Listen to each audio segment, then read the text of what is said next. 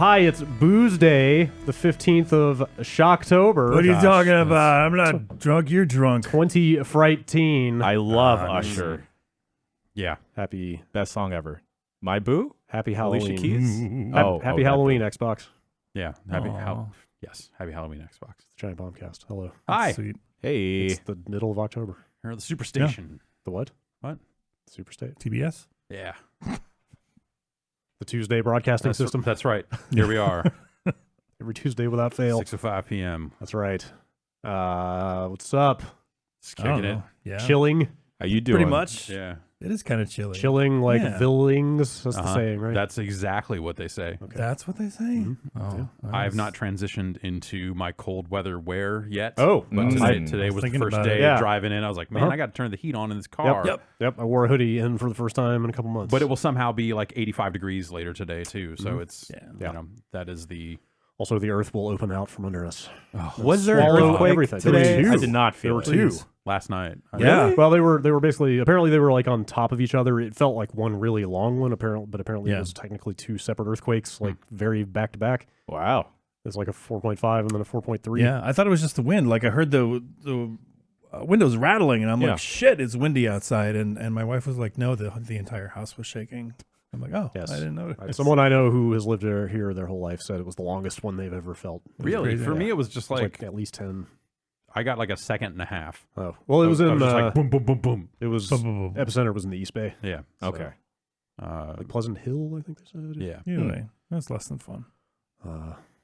Yeah. It was. My wife said she could see the the door jams, not jams, but the door frames just kind of going back and A little forth. wiggly Yeah. waggy. Yeah. Like 4.5 is pretty good, right? It's up there. You Yeah. know, it's not necessarily not like, like- damage doing. Right. Well, I don't know. I like I said, for me, it was like a second and a half of like, oh, was that? Oh, and then by the time I realized what was happening, it was over. So We got some wiggle. yeah, Down here, it was pretty good. yeah, we got a little bit, and I was like, baby's first earthquake. That's fun. It's like force feedback for your house. Exactly. Just make sure you're playing a game in the middle of an It's earthquake. the highest definition rumble they've got. It'll feel totally natural. Freaks me out. What game would you play during an earthquake? Minecraft. Okay, Yeah. good answer. Yeah. Moving on. That Lucas Arts game, the gravity Oh. inversion. Oh God, Vinny reviewed Okay. that game. Yeah, there's like some kind of that had some kind of like terraforming what fucking was that? garbage Sure. in it, didn't it? That was not a good. No, it was not a good game. I understand it was not good. No. It's October because I feel like the bulk of the games we're playing are not to be discussed at the moment. Yeah, we ended up in a weird spot with that stuff. Playing some stuff that would be great to talk about. It literally, as soon as the show is over, I have to ask you some questions about a thing. I may not be able to answer those Oh, questions. really? Okay, I all right. may be playing something else. Okay. Well, I am playing a couple of some things, but Trying to think what we can talk about. it is exciting. That we haven't talked about. Yeah, that's the thing. Is I've been fucking around with Destiny a little bit more. Yeah. That's sort of the I've got a bone to pick with that thing. yeah. Yeah. I have one boss left to kill. Oh, you though haven't I finished the story? No, but I have Okay. to go kill 100 hive to go cleanse. Yeah, that goes fast. But like not as fast as you want. It's still like I have to grind this out and find these enemies now. I think the best thing they have done now is they've gotten into a point where you can be doing 5 different things on top of each other and just feel like you're constantly making progress, and that's nice. Yes. I like that game. It's like a good, playing through the story has been like a good relaxing of just like I'm just gonna run around the moon and get this shit done, and that's been where it's kind of fitting into my life these days. And then maybe when I finish the story, I will stop playing it again or play way more. I don't know. That's always the decision point, right? It's just like I played through the easy to see content, the single player focused stuff, and now from here on up, it's like okay, am I willing to Chase the power. go grind it in out. Yes. or not? I went pretty hard on it last week. Yeah. I did every powerful gear challenge or pursuit or whatever short of the raid. I did everything there was to do to advance your character. Yeah. Like powerful gear, if people don't know, are the only drops in the game that are guaranteed to be above your level. And then did you break 900 or what? Yeah, I'm like 925, Okay. which is almost, I think 930 is the raid. I think is the I start of the think raid that's is right, 930. This is probably the messiest Destiny launch they have had so far. Like, what it gets in terms of like technical yeah, stuff? even beyond the server trouble they had for the first few days, like there are just too many bugs right now. I was playing last night and definitely got like enemies warping. Yeah, I've had some of that, which is like, weird. Which I've never seen in this But game before. The two things that happened that broke me on this last night are I did all the Nightfall stuff. They've changed the Nightfalls where there are multiple difficulties and you can matchmake now, so they're very easy to do. Oh, cool. But the trade-off is that now to get the good drop from the Nightfall, you have to run Nightfall a minimum of like 3 times. Yay. The same strike. It doesn't even change. It's the same mission over and over. Hooray. If you do it on the easy difficulty, which the next highest is 920. Okay. So if I did it at like 915 and it took an hour and 20 minutes because it was extremely hard. Uh-huh. So unless you're like 920-ish, you need to do the lowest difficulty, at which point you have to run it 5 times. The same strike. I don't want to do that. 5 times. No. No, thank So you. I managed to, as I leveled, to get to the point where I did it on the easy once and then the hard twice, and that would have been enough to get my drop. Okay. No drop.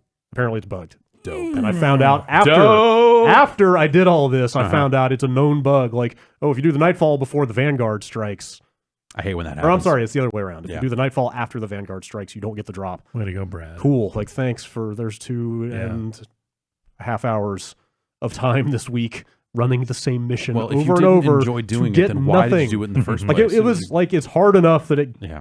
wraps around to that. Oh my god, this boss fight is fucking crazy, and I'm like out of breath by the time it's over. Yeah. Like it was kind of fun from that perspective, but still, like to not get the thing. Yeah. And then it happened again last night. I did there's a weekly. It's kind of cool. Eris, as part of the story, like her dead fire team is like following her around. Oh, yeah, yeah. Like there's basically a weekly mission where she sort of reminisces about one of them, and you go do a little thing that fills in a little backstory about that member of her team. Cool. Like it's kind of neat storytelling, and like when you go turn the quest in, like she's in a different spot, and some stuff happens. But I love stuff. that mission was incredibly grindy this week. Took forever to do, super annoying. Like you have to get melee kills on specific types of enemies in a specific mission while your team is just shooting them constantly. So it's very hard to get those kills with a melee. Yeah. Finally got it done. No drop. Sweet. So like 2 of the most repetitive things that I could have done this past week did not result in the reward that the game said it would. And I'm just like, dude, I can't like you play a lot of Monster Hunter, you know how it is. Like if the game you don't is, get any drops, if the game is dangling the carrot and then you do the thing and the thing was not that fun to do, and then you don't even get the carrot at the end, like forget it, man. I mean, if it's like a random situation and then you just kind of had bad luck, No, that's one thing. But if it's a around. thing where it's like, hey, this is supposed to happen and there's a bug, well, those drops are guaranteed. Like that's not a random that's the part thing. that's fucked up. Like in both cases, like Yeah. once I Googled about it, I found out that everybody's having this problem. Right. Yeah. It's like I like a game that disrespects my time that much. While there are all these other games to play. Yeah, I might forget argue it. that like that's the disrespect you're. Yeah. I think you're not entirely blameless in this situation for the things. Obviously, the stuff is bugged. Yeah, and I mean, you he get should the be stuff, thing. but don't do on the the hook. thing. Like- Also, would doing the thing make you more fulfilled?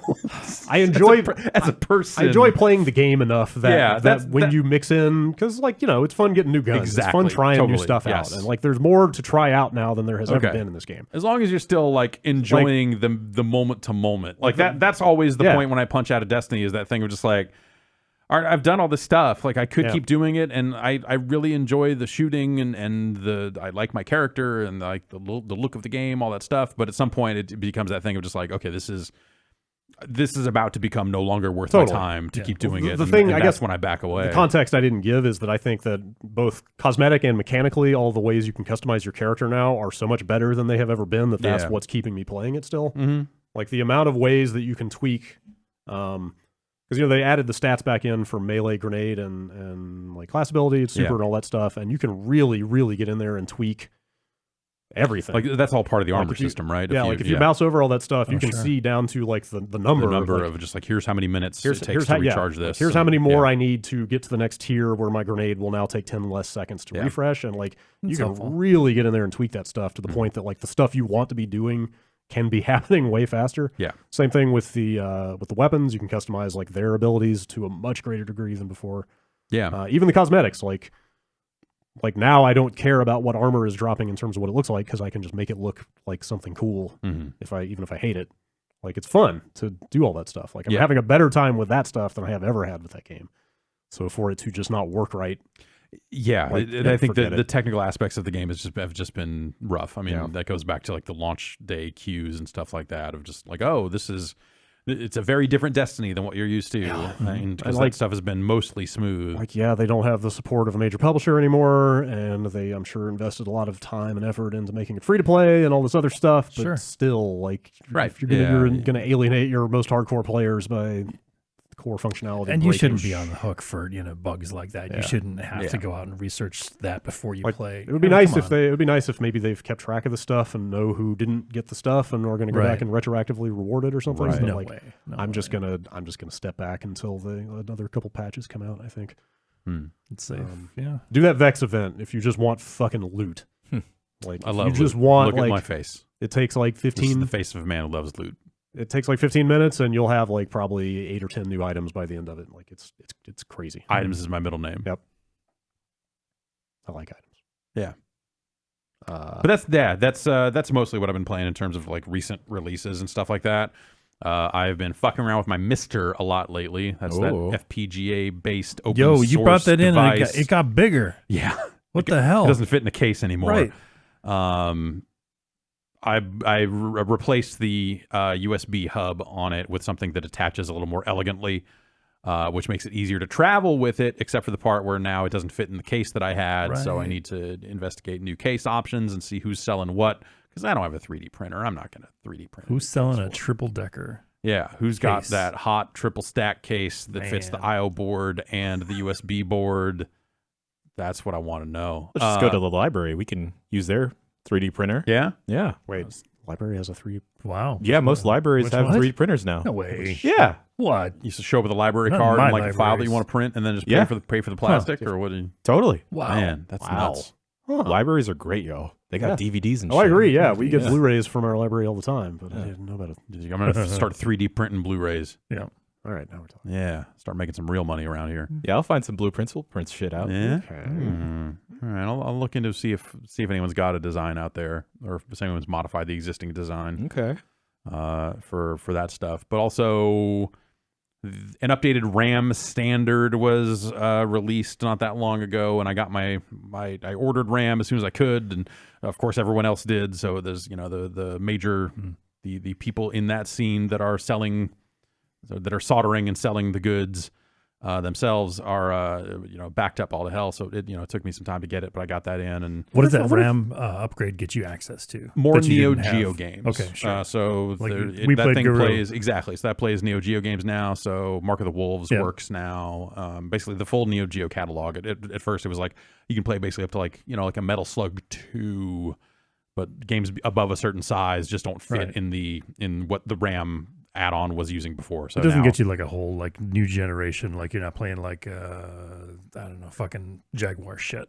No, someone has done some work on a core for the Jaguar, but there's no results there yet. Right. So there's a lot of talk about who's doing what and all this other stuff, and there's been some new arcade cores, like it plays Mappy now, which is terrific. Finally. Yeah. Dig Dug and Dig Dug 2. Both. Yeah. A little little Galaga 3 action there, which is fun. Donkey Kong Jr. Oh, I'm in. Yeah. I'm in. Do you think that really is my favorite. Do you think these parts suppliers, like these middlemen, are making any money off of this stuff? I think so. They're well, I don't know. It's like such if you break it down to how many hours they're spending soldering and putting together the parts, like I don't honestly know. I guess they're doing that stuff somewhat by hand. Yes. Like that's part of that. May be the most interesting aspect of this whole thing to me is that all these add-on boards and stuff that are coming out for this thing are being made by individuals. Yeah, they're open source boards made by that are kind of spec'd out by the guy who's the head of the project, with I assume some help, and then anyone can make those designs. You just go to whatever PCB supplier you're ordering from in China, and they mail you the shit, and then you solder the stuff onto the stuff, and that's how I imagine it works. You solder the stuff onto the stuff, and then you sell it. But and some people are just making their own shit, just like one off, and they're like, it was cheaper for me to order 3, so I got 2 extra ones to sell. There's like a bit of that in that scene and stuff, and there's been some audio adjustments around the Genesis core lately. The thing's just a lot of fun. It's very tinkery, and it's something that I think is still,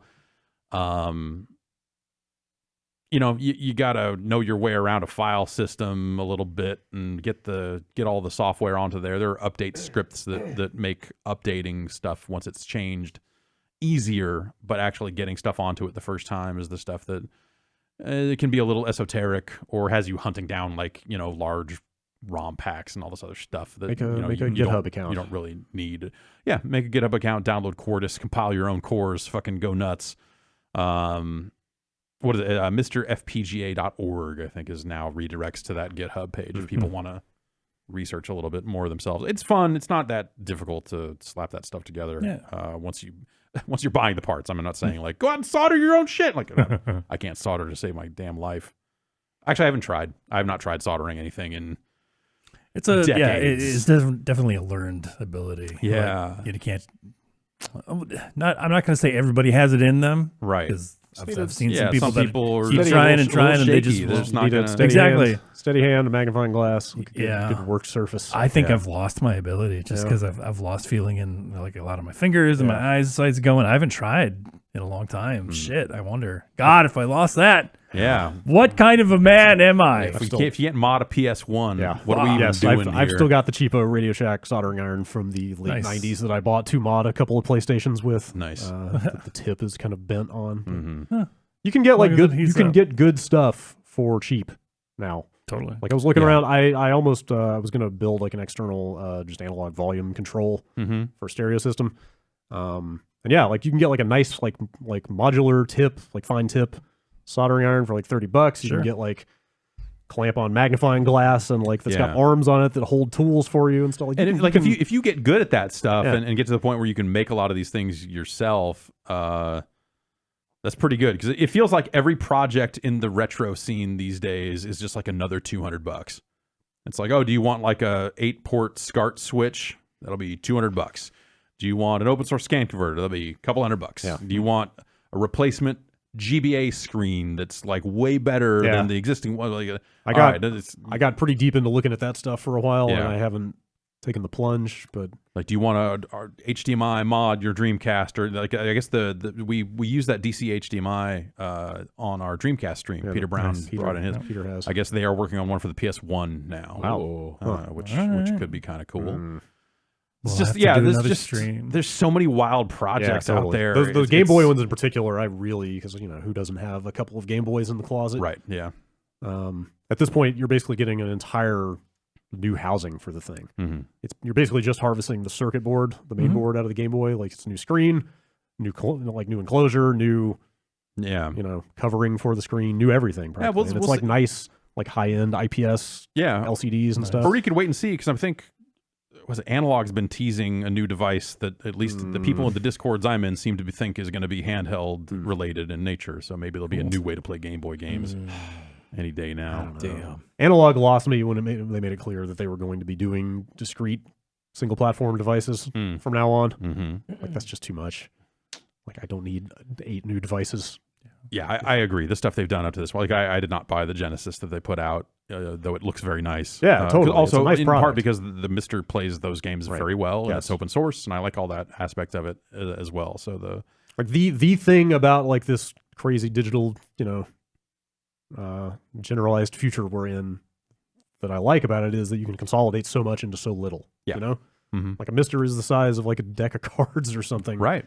And can basically play everything up through like say 94 or something, right? 95. Yeah, sure. It's getting it doesn't do Sega CD. It doesn't do 32. Yeah, okay, not everything. There's a few things. Turbo CPS CD. Someone is working on a CPS 1 core. Someone's tackling 16-bit Capcom arcade games from like the pre-CPS days too, like Bionic Commando and Tiger Road. Yeah, like that stuff's just getting better. But like just like digital games on new consoles allows you to not take up a bunch of fucking shelf space now. Right. Like the idea of one tiny device that plays every old game is so much more appealing than buying a new analog thing every 6 months or a year. Mr. Games X-teen was real all along. Yep.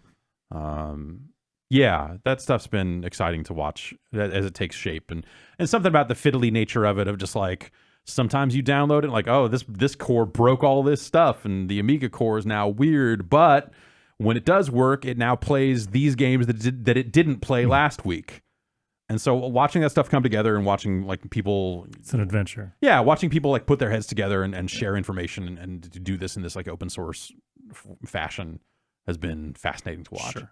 And that's been fun. So things support retro achievements yet, or do you think that's going to happen? I think it's possible. You know, like that's the thing with it being open source. Like, it's just a matter of like, does someone want it bad enough that knows how to do it? Yeah. At the end of the day. That's you, Brad. That's you. That's me. Get in there. Okay. Doing it. Make it happen. All right. Done. Yeah. What else is happening? Like, I'm trying to think of something else that we can talk about. Recent that is games. not embargoed. So my question, Jason, have you been sticking with Iceborne?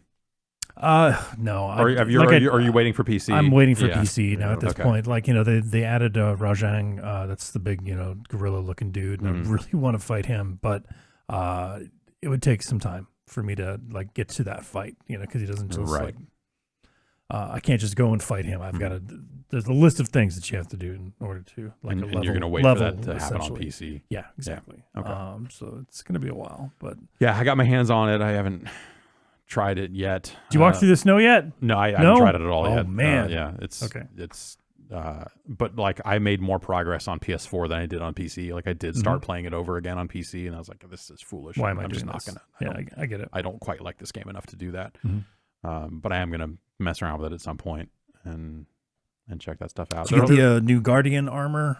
That's literally have not launched the game, but yeah, I was in on that quick look, and I assume I did. But yeah, you think they'll ever get to a cross-platform, cross-character kind of scenario with that game? I don't know. They've always had like workarounds, in the 3DS days, where you'd have to download like a program to transfer your fucking save file out and then back in again. And I don't know if they're that interested in the cross-platform stuff, especially seeing as though they're not, keeping the PC up to date. Oh yeah, like that is obviously a prerequisite. Yeah. Like they would have to get all the other stuff in sync before they could do that. I wonder if that's something that really finally changes for real with the next generation. Like it becomes an expectation that if you don't have this, you are just remiss in serving your player base. Right. Yeah. And because you have a situation where like, Sony they took it out of beta, and now that theoretically makes it easier for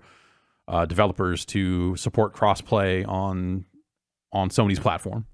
Like that's like we're like a week and change away from Call of Duty coming out. That's going to be the next kind of big one. That's just cross-play, right? That's not cross-save. Like you can't have the same progress across multiple platforms. I would assume you would have I would assume your multiplayer progress would carry over because that is what crossplay, the same unlocks and stuff, like your profile. Some people treat crossplay to just mean Xbox and PlayStation can play against each other.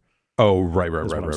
I would assume because that game during the beta, and this is something I probably totally. It does it because in the beta, I played a little bit on PS4 because that first weekend, they did 2 weekends of beta, and the first weekend was PS4 only. I leveled up to like level 9 or something like that, and then the second weekend, PC was also up and running, and when I logged into that, I was still level 9. That's awesome. Okay, cool. Yeah, like that's the dream. Like that's kind of what you want every game to have. Right, but like then I imagine any kind of because they're not doing a traditional season pass. Like the maps are not. I don't think they're selling maps this time around. So. Because I was going to say maybe if you purchase a season pass on one platform, that doesn't carry over onto other platforms, which has been how Fortnite has handled a lot of that stuff with where you're in and how Destiny handles it. Right. But I guess they have eliminated that. They are doing some exclusive shit on the PS4 version of Call of Duty. Like there's one specific mode for the Spec Ops stuff that is apparently PS4 only for like a fucking year. Which is a weird long time, but I don't even know if that mode will be worth playing. So, but yeah, like I wonder now if that's the sort of stuff. Like, like it would be pretty wild for them to go back into Monster Hunter World this late, even though Iceborne is still like a new release. To do that work right now seems like it would be crazy. I guess so. I mean, like Destiny it's just far enough over 2 years. Yeah, old. I'm not sure what that gets them. Monster Hunter's right, that, but yes, but also Destiny is like an ongoing game in a different way than Monster Hunter is. Well, but like next time they do a Monster Hunter, they should by then. But like Monster Hunter it feels like it's so far between releases that this one's going to be around for a while. Or do you think they're going to follow up with a brand new console game? That's tough to say. Yeah, they've always normally Iceborne would be its own standalone thing. Yeah. And it's because on the handhelds it was always like, all right, here's your generation's release. Exactly. Here's your Freedom United or whatever. Exactly. Yeah. But then they're all like kind of the same game, but they're all separate retail packages. Yeah, they just give you a shit ton of like end game content essentially, with some quality of life changes here and there. But yeah, I'm not sure. Because I'm in the exact same situation They've said that this is it for Monster Hunter World. Oh, really? Yeah. Okay. That they're not going to be releasing any expansions past that. So yeah, anything new is going to be a brand new game. Okay, I see. Or maybe it's closer than I thought then, because I'm in the same situation as I was with Destiny, where like it's clearly a way better game on PC. But I got through most of it on the PS4, and I can't. I'm not going to start over and play through the whole thing again. It's so tough for me because if I could bring that character over, I would totally check it out on the PC. But and I'm still way I've got way more stuff on the PS4 version for sure. But I still, man, I can't go back. I cannot go back. Yeah. There's a lot of times in particular. Machines are getting kind of long in the tooth. But I guess like someone posited this question to me last week, and I've been thinking about it a little bit ever since. But like that will end up being like one of this generation's legacies if you think about it, like the cross-play stuff. And like kind of a surprising one at that. Like that's the sort of stuff, like even earlier in the generation, you had Sony really digging in their heels and being like, nope, this is the best place to play, get fucked. Yep. To suddenly be like, okay. Yeah, it really was a story. And it really was a story of, Sony digging its heels in and just being stubborn. Yeah, like it really seems like the effect of Microsoft being in the position they're in. Like if they hadn't been pushing for it because of their sort of diminished position in the market, maybe none of this would have ever happened. Yeah, probably they were just like Sony last generation. Yeah. When they were on top, they dug their heels in exactly the same way. Absolutely. Right. Yeah, that'll be interesting to see how that stuff shakes out next time around. Just between the crossplay, but even just the digging in of the heels and that sort of stuff. Like, will the hardware manufacturers be a little more amenable to like the realities of today's market, or are they still going to push for our ecosystem is supreme overall? I mean, and that's different from our box is supreme. Like, obviously. I mean, that's always the nice thing about a new console launch, right? Is like these features that organically came about in the last generation that got toyed with or like bootstrapped onto consoles in like a half-assed way. They get to like do a polish pass and be like, okay, now it's a real thing. They finally are implemented properly and mature in the way that they should. Right. So yeah, like if those new machines just have that stuff built in from the ground up, that could be exciting. Yeah, for sure. Like it's a fascinating time with that stuff. I'm still in love with Concrete Genie. I finally had like the family experience last night. I sat down with Griffin and my wife Lisa, and had Griffin design a genie with me, which was so much fun because I mean, once you design it, it's fun working with kids because they're so exact about, like, they know exactly how many horns this thing should have. I'm like, how many horns, dude? And he's like, 4. All right, okay, no hesitation. No hesitation. He's like, yeah, I know exactly. But it blew his mind, that, something that we drew all of a sudden just like came to life, and was animated and, was designed well and looked pretty and, like reacted to us. We got into a part where we were like shooting hoops with a genie, and, it was mind blowing. Did you do the karaoke one? No, not yet. Oh, no. Oh God, they get better. That one's really good. That's great. It's in I think it's in chapter 2. So it's early on. You might have gone past it. Yeah, you can go back and find it. I think I'm going to be playing with the family because everybody had their own ideas of what we should be doing. If we had to get the Mega Paint or whatever it was, or Super Paint. Yeah, but I'm like still filling in stuff, and I think that's a testament to just like how fun it is to design. The art tech, the freehand drawing tech in that game is really good. Yep. And it's really impressive. Yeah, and they've been doing a pretty good job about, like, when you finish an area, like when you finish that tower and stuff, they give you a good like a pull out, and it just like scrolls around the tower and stuff and shows you everything that you did, and it's very satisfying. Yeah. That game seems better if you go out of your way to paint when you don't have to. Yep. Like if you only do the puzzle, like the puzzle solving you can cheese it totally. Like the objectives in puzzle solving are very straightforward. Like there's not a lot of thought there. Yeah. Or it's very evident generally what you need to do, and you just kind of do it and move on. But if you like stop and just go like, that sign could use some flowers. Yeah, exactly. I want to cover every inch of this with arts. Yeah. It becomes a lot more joyous that way. It's super cool. You and Griffin just go out and buy like 3 or 4 cans of Krylon. We're getting up there. Hit the train yard. It's going to happen. He loved it. The family loved it. That was super cool. Have you gone back to try to explore much? No, I noticed you could. Did you get the electric genie? No, not yet. So like the first ones you get are fire based, and they can burn stuff, and then the next one is a yellow genie that's electrified, and you can like activate fuse boxes and stuff. And then when I got that, I was like, oh wait, I remember seeing a fuse box. Sure. In the lighthouse, which is like the tutorial area. Yeah. Okay. So I was like, I wonder what happens when you go back with these new genies and activate. Like, it's not exactly like a Metroid situation. It's more like probably just little like collectibles or something. But there is some back and forth you can do, like going and opening up new stuff or old stuff with new genies, and just kind of layer on with new stuff. Yeah. I wonder what if you can redo areas as well, like just kind of paint over. I don't know. I don't think you could erase stuff after you because you're unlocking. Because you're unlocking. Things that you can paint essentially. Yeah, it's a neat game. It's been super charming. I'm in love with it. It's been a lot of fun. But other than that, it's just the stuff that we fucking can't talk about. The embargo zone. Yeah. Jan, what's up with you? Oh man, how's life?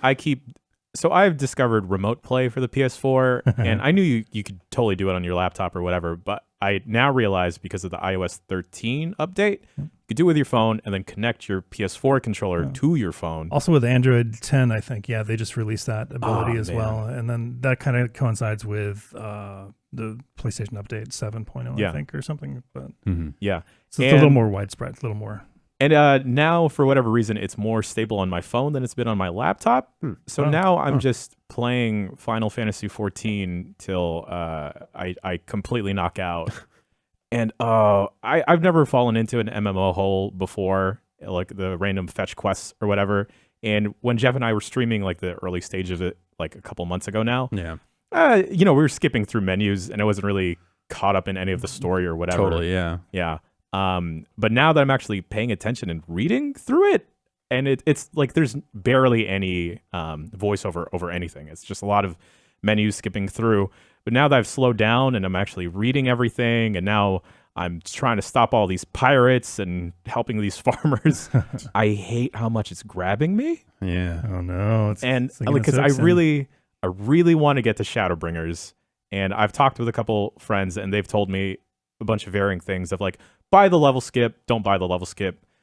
And I've just decided I'm not going to buy the level skip. I'm just going to grind till fucking 50. That's a commitment. It's a commitment. Do you know if they get the stuff in yet where they condensed that post-game grind? I don't personally probably not. I don't think so. They only mentioned like a month ago that they were going to do it, so I'm guessing they haven't yet. So I'm probably picking the worst possible time to do that early grind. But for what it's worth, I'm enjoying it. How are you finding, because it's a lot of text to read, how are you finding that on a phone a lot screen? Of squinting. Yeah. A lot of squinting. I'm thinking about trying to fire up an old iPad, see if that'll work well, but that's like a couple gens old. Yeah. And also, how are you controlling it? Oh, so I have the most awkward of holding the PS4 controller normally, but then with my pinky and ring fingers holding the phone in between on the bottom of the controller. They make weird brackets and stuff that you can get. Bolt your phone. Yeah, up now that we brought up controller. 3D printers, maybe I'll try and fire up a file or something, print that out at the library, or just spend $15. No. You Okay, you gotta be customized. Yeah. All right. But it's fascinating, and like I haven't really interacted with anyone. I ported my character that I'm maining to the server that all the Giant Bomb folks are on for Vinco. I've yet to join the actual company because I don't want people following me, like what happened on the stream we were doing. Yeah. Not that I don't want to interact with anyone eventually, but it's more so I kind of want to get through this. See this stuff. Yeah, until I know what I'm completely doing. It's still a little bit weird playing an MMO, I assume, on a controller where all the hotbar stuff is mapped to the different face buttons, and then you have to like hold R1 to get to stuff, and then I just keep accidentally teleporting back to the home base or whatever. But I'm enjoying it. It's weird. I read I read just like a very casual, brief synopsis of where that game goes. Yeah.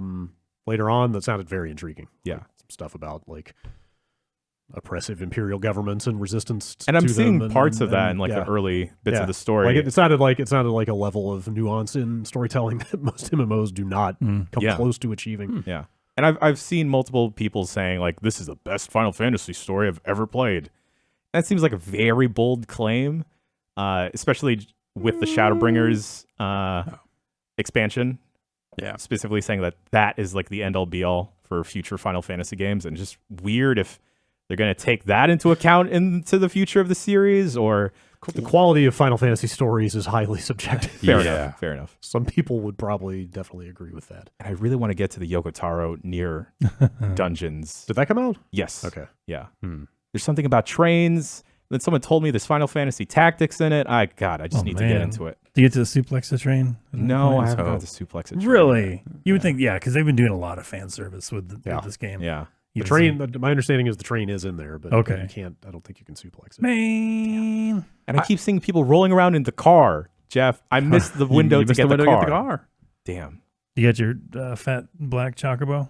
Well, chocobo? I'm holding to redeem that code. Oh, gotcha. Yeah. Okay. Yeah. That might be worth something someday. I really want to play that game. I've come pretty close multiple times, but I know like once I start, I'm on a clock with it. And so it's like, okay, when am I realistically going to have time to at least put like a solid 30 days into this thing? Would you jump in to like straight to level 50? Since you're I don't familiar think with like MMOs and stuff. I am, yeah, but I don't know. No, I don't think I would want to like level skip and then like have a bunch of ability shit dumped on me. Yeah.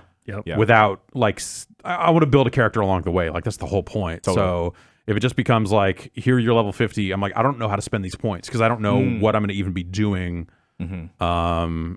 Or how I want to spend them. And obviously I'm sure you can probably respec or whatever, but like that's not a fun process of just like spec it out a way that seems logical. Oh wait, the game doesn't work like that. Now I've got to tune it for this. I got to tune it. I'd rather play the game and learn the systems as you go. Yeah. That just seems like the right way to do it. So yeah, and that's what I follow. But then you're also looking at like 50 to 80 hours or whatever. But like if I don't see that end game stuff, I don't care. Like I'm there to like play the game and do that leveling process. So the same way I don't play most of the raids in Destiny. Like like that journey is the game, right? So I'm there to see that stuff. Fair enough. Yeah. Speaking of suplexing trains, we just passed the 25th anniversary of Final Fantasy III. Wow. In the U.S. Oh, in the U.S. October 10th. Huh. Man, that was I was working at EB at the time. Really? Yeah, I got to check it out early, or like when we got it in, like I was able to check it out, but there was not the street. Yeah, there was a street date, I think, for it. So. That was a very big moment. Yeah, very big day. I remember it vividly. I don't remember it at all. Like it had nothing at all. Chung Magitech armor. Like I got my hands on 4.2 when it came out here, but I didn't buy it new. I got it from a friend or traded. I was trading a lot of games with a local game store at the time, so maybe I got it there. I forget how I got that copy of that game. I never owned it. My friend had it, and I just played it at his house. I played the shit out of that one, but never. And then somehow I got my hands on Final Fantasy Mystic Quest. Oof. I think it got sent to my friend who was reviewing games at the time, and he was not opening most of the games that he was getting sent, so I just took them all. And so I think I ended up with that game that way. Time spent with Mystic Quest would be enough to put you off of Final Fantasy for a while. I didn't hate it at the time, honestly. Terrible. Like it wasn't terrible, As but a it follow-up wasn't. to 2. Yeah, it was a very different thing. I seem to remember that being apparent at the time. It wasn't. It wasn't like you were going into it thinking like it's the next Final Fantasy. It was like, okay, this is a different thing for younger players. Like I think it was. I seem to remember it was evident even reading like Nintendo Power back then. Yeah, this was like, okay, this is not the next Final Fantasy. Right. This is a little thing off to the side that's very friendly. Yeah, but I enjoyed Final Fantasy II just fine when it came out here on the SNES, and me and some friends played it multiple times, but it never inspired me to go look and see what came after. That blows my mind because it was the exact opposite for me. I also played a ton of 2, and that made me like absolutely fucking have to get 3 the second that it came out. But like at the same time, I was probably also playing like Phantasy Star, and so I was more into Phantasy Star 2 and then 3. I know 3 gets a ton of shit now. Then I followed your trajectory on Phantasy stuff. Star. Like I played a ton of Phantasy Star 2 and then totally fell off of that series. That's the right. I mean, honestly, like 4 is really well regarded, but like that 3, it came out so late that I was probably and I'm trying to think. It cost $100 fucking. Well, that too. Fuck. But when so 25 years ago. What year was that then? 94. 94. I was 3 years old. So, like, that's the year the Saturn was coming out in Japan, anyway, right? So, like, that might have just been so late in the game. In 94, I was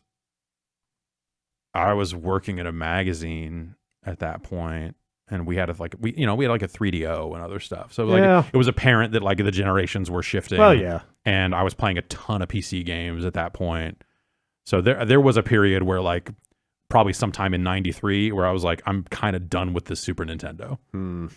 And that last year of the SNES, like all I remember is like Donkey Kong Country coming out and being like, ugh.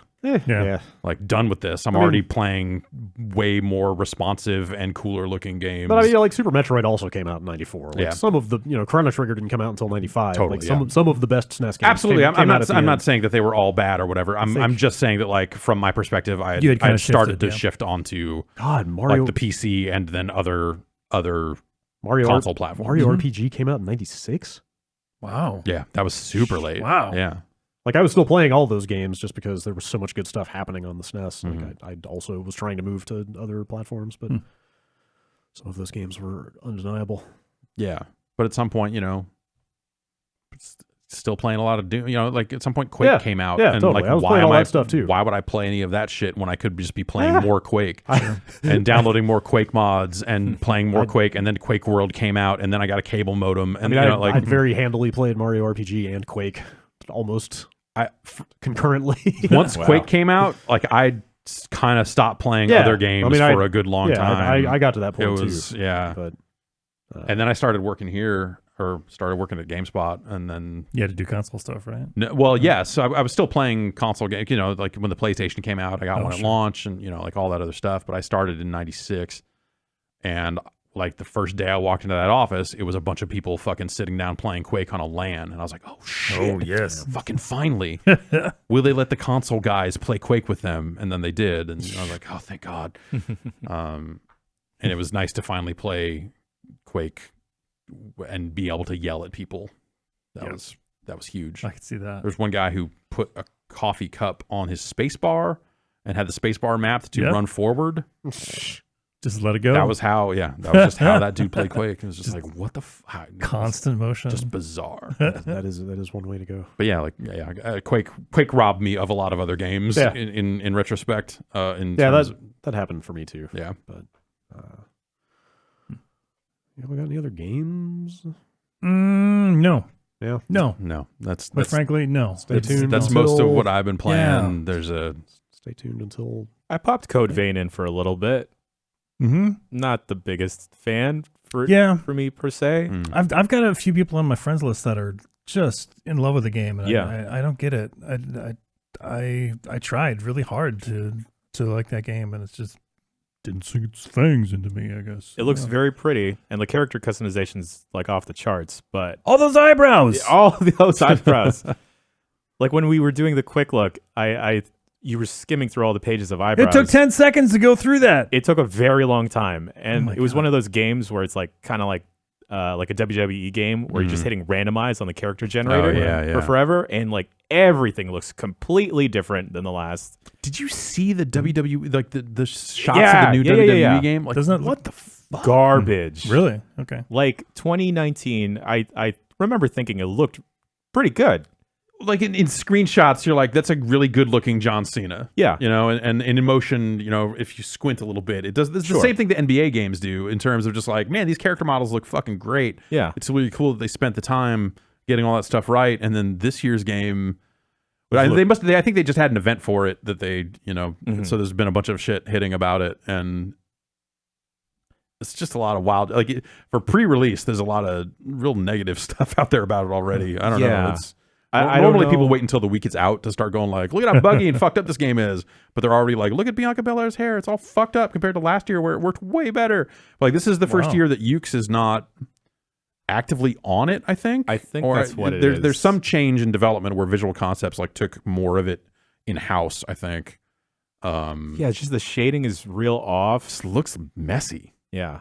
Like the lighting is super odd. Like you'll see like the light source is definitely in one place, but the character's not being shaded at all properly. Yeah, and that game's out next week. It's not like it's, you know, far off. Yeah. So we'll see. I'm curious to see, like maybe it plays way better. Maybe they're like, oh, well, we might have fucking biffed it on all this stuff, but we made a game that plays better for the first time in But even then, 10 years. I've seen like the buttons have been remapped from what they have normally been, and it's throwing people off. Huh. I don't know. So I'm fine to throw people off because I think that the controls in that game have been kind of a shit show for a long time in terms of just like it's too much for just like, hey, let's have fun playing a wrestling game. Yeah. Like they went too far in that simulation direction. Which you know, not to fucking just like get back on the soapbox, but like, what are you simulating? What are you, when you're simulating wrestling, what are you really fucking simulating? It's on Fox now, Jeff. Yeah, it's a real deal sport. It's a real thing. Yeah. You're simulating the poor draft, fucking like some of the worst television that they've produced. Like, congratulations. Yep. It's a bad time when maybe more than half the roster has changed their look before the game comes out. That happens every year in some form, but maybe now more than most years. Maybe they're getting it even more wrong. And I wonder if they've had to walk back some tattoo stuff because like whoever put Randy Orton's tattoos on him is suing 2K and Randy Orton, I think, for duplicating the tattoos. Whoa! Like what a fucked up concept, right? Tattoo ownership, like who owns the rights to those designs? Like on one hand, it's like, oh, the artist should retain the rights unless it's explicitly dealt with, right? Maybe, but also you're putting it on my body, my direction. The idea of walking around with something on you that somebody else is claiming ownership of is kind of gross. Like, well, there are some cases where people like, you know, CM Punk has a fucking Pepsi logo tattooed on him. He doesn't own Pepsi now. Well, yeah, and shouldn't. But I mean, but within reason. But obviously, like what they're saying is like you can wear it on your arm, but you can't like reproduce it and put it in a frame, put it on your wall without my permission, or whatever. Or use it in this commercial work. Right. It's just that the way it's being used in this commercial work is on the body of the person who it's tattooed on. And he didn't necessarily get those tattoos specifically for work, quote unquote. Yeah, that's a weird gray area. That's a weird gray area that is grayer and weirder than like the fucking Fortnite dance lawsuits in some ways. Yeah. I think that's been cooking for a long time. I don't know. How'd they get around it with Punk? Because Punk was probably one of the first wrestlers they had to deal with. They changed. They didn't put those logos. They didn't put the logos in. They did like if you from a distance maybe it looks close enough, but they're not putting like the Cobra logo on him or you know. Okay. That's because it's a Pepsi logo and like the Cobra, like the G.I. Joe Cobra logo somewhere, right? Yeah, I think they didn't do that stuff. What about stuff that's like obviously like, oh, this is a flag tattoo of like a nation? Would that matter? So So Mexico apparently does not let you put their flag in shit. Really? So I was playing Gears 5. What? Yes. And I tweeted about this. And so like if you go into the store, I've been to enough flea markets that I don't think they really enforce that. Well, that's that's the enforcement, whatever. But so if you go into the store for Gears 5, there are a lot of like flag banners you can buy for tons of nations. Yeah. And then when you get to like Mexico, there's like 3 different ones and it's just like fucking skulls or whatever. Which is like, I'm just like, that's fucked up.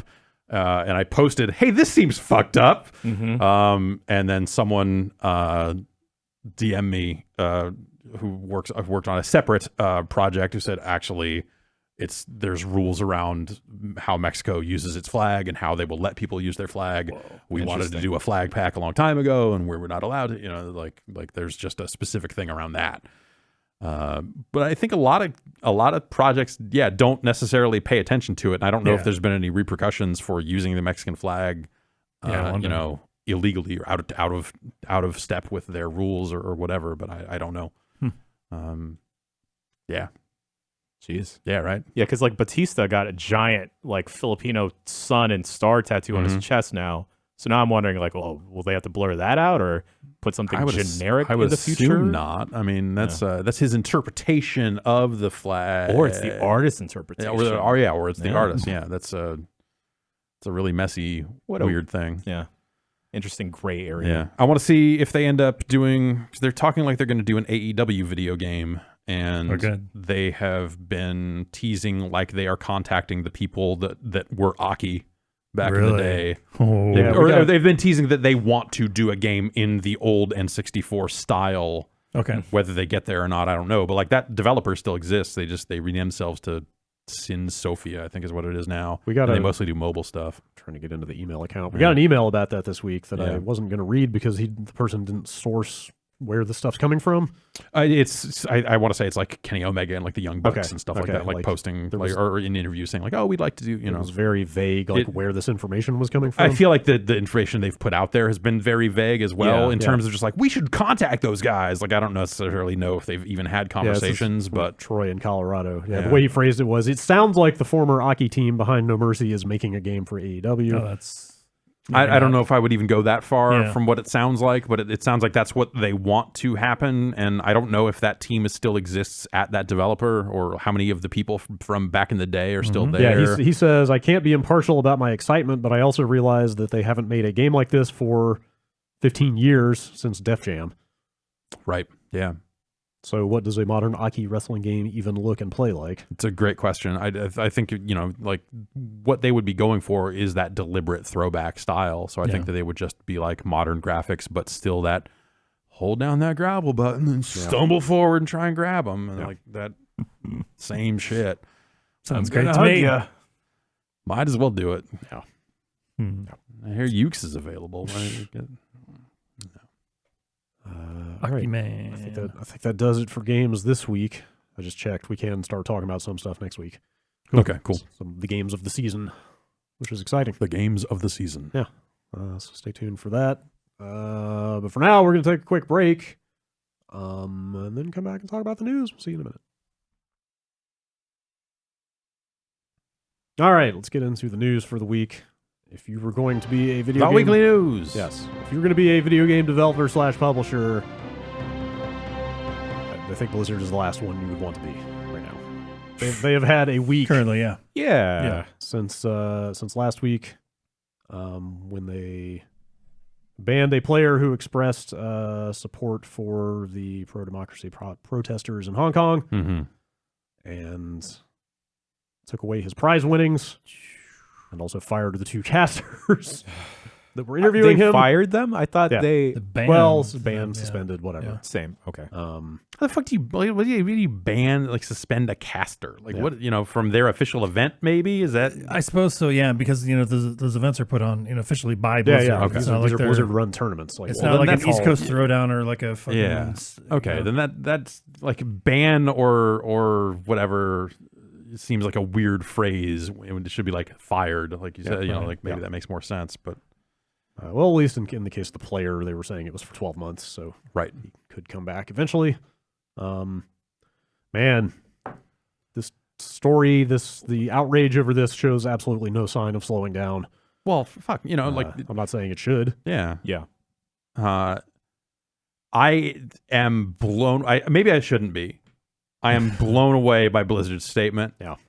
In terms of just like, did they think that this was going to change anything? Like, so they came out Friday night, 5 p.m. Friday. Yeah, like Pacific time. It was like, let's just try to bury this out there. With like this fucking complete non-state or a statement that doesn't actually address what people are actually fucking angry about. Right. Like the statement. They did kind of roll back on the prize money and right. So the guy will get his prize money and suspensions, and it's a 6-month suspension, and then Blitzchung, for his part, kind of came out and was like, "Oh, thanks," which is did he? Yeah, because before that, I saw him saying he was done with Hearthstone before this Friday. Policy change. He seemed like he said he most likely would not come back to Hearthstone after the suspension. He did not necessarily commit to coming back or anything like that, but he was a little more like, "Oh yeah, I did that thing," and that's unfortunate. Yeah. At least that was what I took out of his statement. The statement that they put out, which is signed by J. Allen Brack, the current president of Blizzard, is largely full of platitudes about their vision and core values. Like, think globally, lead responsibly, and every voice matters, which feels like complete nonsense in light of the actions they took. They also... I mean, if you take those at their face value, then I guess, like, hey, every voice matters. Even if they're smashing people in Hong Kong, I guess they matter too, right? Like, that's kind of what part of this sounds like, because they... Let's see if I can find the exact phrasing. Matters a great deal to like them. They kind of basically implied that, oh gosh, let me find the quote. Talk amongst yourselves. Let me find this. It mattered a little too much to them, apparently. I think it's interesting that this is still like coming out of Blizzard and hasn't escalated to just like, this is Activision. Like there seemingly wasn't any backlash from like China or anything like that as well. Like, this is something that Blizzard prepared themselves before there was any official. Well, that and their statement doesn't necessarily match the statement that went out on Weibo. Yeah. Which was a little more condemning in its tone, right? From the translation I saw. But it doesn't necessarily match what happened with the NBA, where Tencent pulled the games, and then now they're like apparently like putting the games back on or working to reestablish that stuff. Can I buy Houston Rockets merchandise in their stores? Did the NBA capitulate on that stuff? I didn't. Wow. So the Houston Rockets, the owner or the general manager? I think it was the general manager. General manager had tweeted in support of the Hong Kong protesters, and then LeBron James made a comment. And it's really weird because LeBron has like really been very liberal about supports for other, causes. Taco Tuesday. Taco Tuesday, wanting to trademark Taco Tuesday. Yeah. He came out saying like, I think the general manager was misinformed and he should do his reading before tweeting about it. So sounds like somebody else should. Yeah, LeBron, it's take an L on this one, buddy. Yeah. He's towing the company line because NBA has a lot of stake in the market that is China. They built a house over there for sure. But that's and I think that's the thing that you look at and go like, well, of course this stuff is bound to happen eventually. It's China. And also like so many companies have been going so deep into doing business in China, whether it's gaming companies, movies, sports, NBA, like sports, all this other stuff. Like that's a thing, you have to know. You're playing with fucking fire with that shit in terms of just like, well, if we want to do business in China, we have to do it China's way, and eventually that's going to be fucked. Yeah. And so now here we are, with a handful of companies seeing some of this stuff. I mean, it's prioritizing revenue over morality. Like that is the beginning and tale as old as time. Beginning and end of it. There's no defense for it. Yeah. And so that's why I like Blizzard's like statement being so full of nothing. Yeah.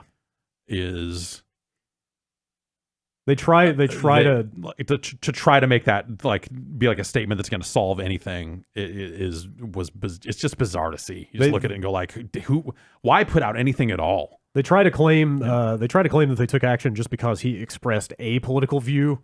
Not the nature of the specific view that he expressed. My ass. Which if you read like their terms of service for players or whatever, that's technically true, I guess, right? Yeah, but fucking they flat out say that they would have taken the exact same action against him if he had expressed the opposite viewpoint in this particular situation. Which what if he came out saying something about absolutely impossible to believe? Yeah, what if he came out saying something about trans rights or something? A different human issue. Yeah. would they still have taken that action? Like, this statement literally includes the sentence, "Our relationships in China had no influence on our decision," which is laughable. Yeah, that's ridiculous. Like, it's just, come on, man. Yeah, that's like fucking sure. There's the reason you did this. Like, right. come on. Like, that's, yeah. That's exactly your point. Yeah. If he had gotten out there and expressed something about trans rights, was like, yes, of course. Just like, like, obviously you look at like, Overwatch and what they've done with trying to, with representation in Overwatch and all that other stuff. Like, they've tried to be on that side of things. So if he came out and expressed a similar sentiment, they'd be like, see, we're all on this. Everything's great. Exactly. But you start fucking with Blizzard's money. And characters. You start fucking with Bobby Kotick's dollars. Yep. I don't care what, it doesn't matter what Bobby's politics are at the end of the day. Eventually he's going to be like, oh, well, actually these dollars matter more than like America over China. Yeah, that's a fucking deep, nasty fucking hole. But it's like this, again, like this is something that like American businesses or, businesses around the world have been fucking with for a long time when they fuck with China like this, and more game companies have been going into China. And this is not the last time that a company is, probably even this week, honestly, this is not the last time a company is going to have to try to explain their way out of like how they feel good about still doing business in China in light of what the fuck China's doing. Yeah. Not just in Hong Kong. Yeah, I mean, in Taiwan, like situations. Yes, exactly. Yes, in light of China being China. Yeah. Doing shit the Chinese government does. That's what they do. It's a lot of tremendously bad shit, just to be clear. Yes. So at the end of the day, like this was a collision course. Like some of the stuff was going to be unavoidable, right? Yeah. Blitzchung just happened to fucking like throw the fucking match, but like this, the NBA stuff is separate. It is what it is. Yeah. And I think, man, how long till BlizzCon? Like 2 weeks, 1 week. God, it's really that soon? It's pretty fucking soon. That's gonna go over well. You thought people were fucking pissed at BlizzCon last time out. 2 weeks from Friday. There's a protest BlizzCon subreddit. Yeah, so I Active. was going to get into that stuff. A ton of other ancillary developments have been taking place around this, regardless of this mealy-mouthed statement they put out. Multiple groups have announced protests that they are organizing for BlizzCon, including one digital rights group that existed prior to this. Like you said, there's a subreddit that has also formed kind of as a grassroots place for people to organize similar efforts. Other professional Hearthstone players have gotten out there and echoed similar sentiments about Hong Kong. Yeah. But have not done it on a Blizzard stream, right? So there's no... I guess not. So there's no issue there, right? Yeah. It's specifically if you're using Blizzard's Air to... I guess that's what it was, because I saw a frame grab of a stream where one team was out there with a sign that just said "Free Hong Kong, boycott Blizzard." But I guess if it was on like their own Twitch channel or something, maybe that's less actionable in Blizzard's eyes. I don't know. Multiple casters, other casters, not the ones involved in this, have now quit casting Hearthstone. Wow. Have just cut ties entirely. I think 2 different well-known casters I saw have pulled out.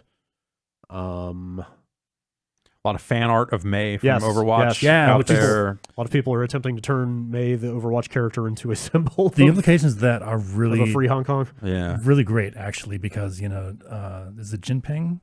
Xi Jinping is Xi Jinping, and and the censorship around Winnie the Pooh. Oh, sure. Yeah. If the Mei as a character gets big enough, do you think China would want Mei pulled from the game? I think that was like that seems to be the explicit aim of the end goal with some people. That's like, fantastic. Can we get Overwatch banned in China by turning her into a hero of the people? We can make Mei into a symbol of a free Hong Kong. Maybe they will ban Overwatch. That's crazy. But that's smart. I like that idea. Speaking about Overwatch on Switch. Yeah. This just happened last night, it looks like. Yeah. Nintendo tweeted. This is on the Twitter account of Nintendo's New York store, Nintendo NYC. Before as you read this tweet, I want people out there to listen to this in terms of just like imagine the needle Nintendo has to thread here with this statement. Just picture that and go. First of all, this tweet is posted as a reply to a couple of tweets from October 8th for the Overwatch launch event. Gather your team and head to Nintendo NYC Wednesday, October 16th. Blah, de blah. Overwatch Legendary Edition releasing.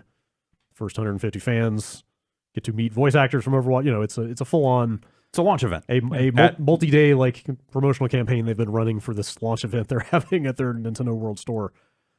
And then last night at 8:00, there you go, another late announcement. Please be aware that the previously announced Overwatch launch event scheduled for Wednesday, October 16th at Nintendo NYC has been canceled by Blizzard. We apologize for any inconvenience this may cause. Canceled by Blizzard. Yeah. Like, imagine the back and forth that probably had to happen over that specific tweet and the language in that specific tweet around, like, because Blizzard canceled it, but like under normal circumstances, you might just say like, oh, well, the event's not happening, whatever. But then Nintendo is suddenly fucking roped into this shit. Right. And so imagine like the hoops of just like, well, is this throwing a partner under the bus? They are putting the game out on our platform. They are a valued third-party relationship, blah, blah, blah. Like, on the other hand, this is their fucking shit, and we don't want to be anywhere near this. So you are damn sure going to make sure you note that they canceled this event and not us. Yeah. I thought that's some fascinating. I bet there was some real a lot of behind the scenes social media / PR work that went into approving just that to get fucking that thing. specific. Yeah. That's amazing. Yeah, I cannot wait to see what BlizzCon looks like. Imagine, like, think about where they're coming from based on the prior BlizzCon. Exactly. Like, they probably had to plan a bunch of. They're like, well, okay, we gotta fucking blow their asses out of their asses. Like in the BlizzCon this year. In the grand scheme, the stuff that happened at last year's BlizzCon seems like a joke or like small potatoes compared to the real world circumstances of this kerfuffle. But like, that was not a good PR moment for them last year either, with all the Diablo mobile stuff and stuff like that. So, and you feel for the people that are at Blizzard that probably making games. I heard from a couple of people over the last week. They were like, yeah, we got suddenly roped into this, and these are not my fucking values. Yeah, there was talk about protests on the campus. Yeah, there's plenty of evidence that a lot of the rank and file at Blizzard is not any happier about this stuff than anybody else. And it does suck for people that are crunching on a theoretical like Diablo 4 demo or something right now. Yeah, that they have to have ready in 2 weeks. But yeah, like, God, I can't even imagine. Do you think they make any further statement? Do you think anything changes? I don't know. Like, that's the people. The large scale thing is like just like, do you think that this does anything when it comes to changing the opinion of American business doing business with China? I don't know. Doing business in China, rather. Like I don't know if this is a vocal minority, but there were definitely a lot of people sending around screenshots of themselves like deleting their Blizzard accounts over this. Like, I don't know if that. I saw some stuff saying like that it somehow got harder to delete a Blizzard account. You need a photo ID. There were conspiracy theories flying that Blizzard had disabled all of the methods of doing so as a way to stop the exodus, but then like the next day it all started working again. Okay. Yeah. So some people were saying it was just server issues or something. Anyway, like, I don't know if that's been enough to. I don't know if that's been happening in sufficient numbers to make an actual dent in their business. Right. The one thing I did see is that China only accounts for something like 12-13% of Activision Blizzard's revenue right now. Huh. Interesting. So it's not even a massive slice. I think it's more an issue of like they see massive growth potential there. Right. And they want to make sure they're there when that stuff manifests. I don't know. But, like it's always been the case, right? Like, you're there at the pleasure of the Chinese government. Right. And, there was that time, was that earlier this year or last year where suddenly like game approvals just kind of stopped for a while? Yeah. And, there's all the stuff about like they had to take all the skeletons out of World of Warcraft and all that other stuff. Well, that's due to like cultural sensitivities and stuff. But there's a long history of people changing their games for the Chinese market and all that stuff. China obviously has like all the anti-addiction stuff in place. I guess a bunch of streaming and video apps and stuff like that just got that stuff slapped into them over the last week as well. Yeah. As they attempt to kind of keep teens from getting addicted to mobile devices and what have you. yeah, there's a lot of stuff all over the place, but I kind of, you kind of look at it and go like, yeah, like this is kind of the cost of doing business with China, is eventually they're going to do some China ass shit, like smashing these protesters in Hong Kong, or trying to. Yeah. And suddenly that's the entity you're trying to do business with and ingratiate yourself with. Right. Mm-hmm. It's beyond all the, like last year these conversations were about Facebook and Google and, like the big internet companies censoring search results for China and all that sort of stuff. And, you see like Apple has its safe browsing stuff, where here in the States, a lot of that stuff runs through like a Google process. In mainland China, it runs through a Tencent owned process, which obviously I'm sure blocks way more URLs than Google does, and all that sort of stuff. Like this is what it is. This is what it has always been, right? I mean, this is a heinous situation occurring right now that has caused this flashpoint. Yes. And I wonder if anything will change as a result of any of this stuff. Like, seeing initially the NBA stuff seemed like, oh, they're kind of standing by him, and then like kind of there was the CNN reporter asking a couple of guys what they thought of it, and then just immediately being like, we're keeping it focused on basketball today. Exactly. Wow. Yeah. And we're just going to stay focused on basketball. Kyrie Irving. An interesting gentleman. Yeah. I mean, maybe he's learned that the earth isn't flat. If not, maybe him and AJ Styles have a lot to talk about. Oh gosh, Jesus. It's a shitty time for a lot of stuff right now. The way that a lot of global political trends are going. Yeah. Seems like the kind of thing we're going to be dealing with for some time. Oh yeah. It may get worse before it gets better. How does Blizzard fix this? I don't know.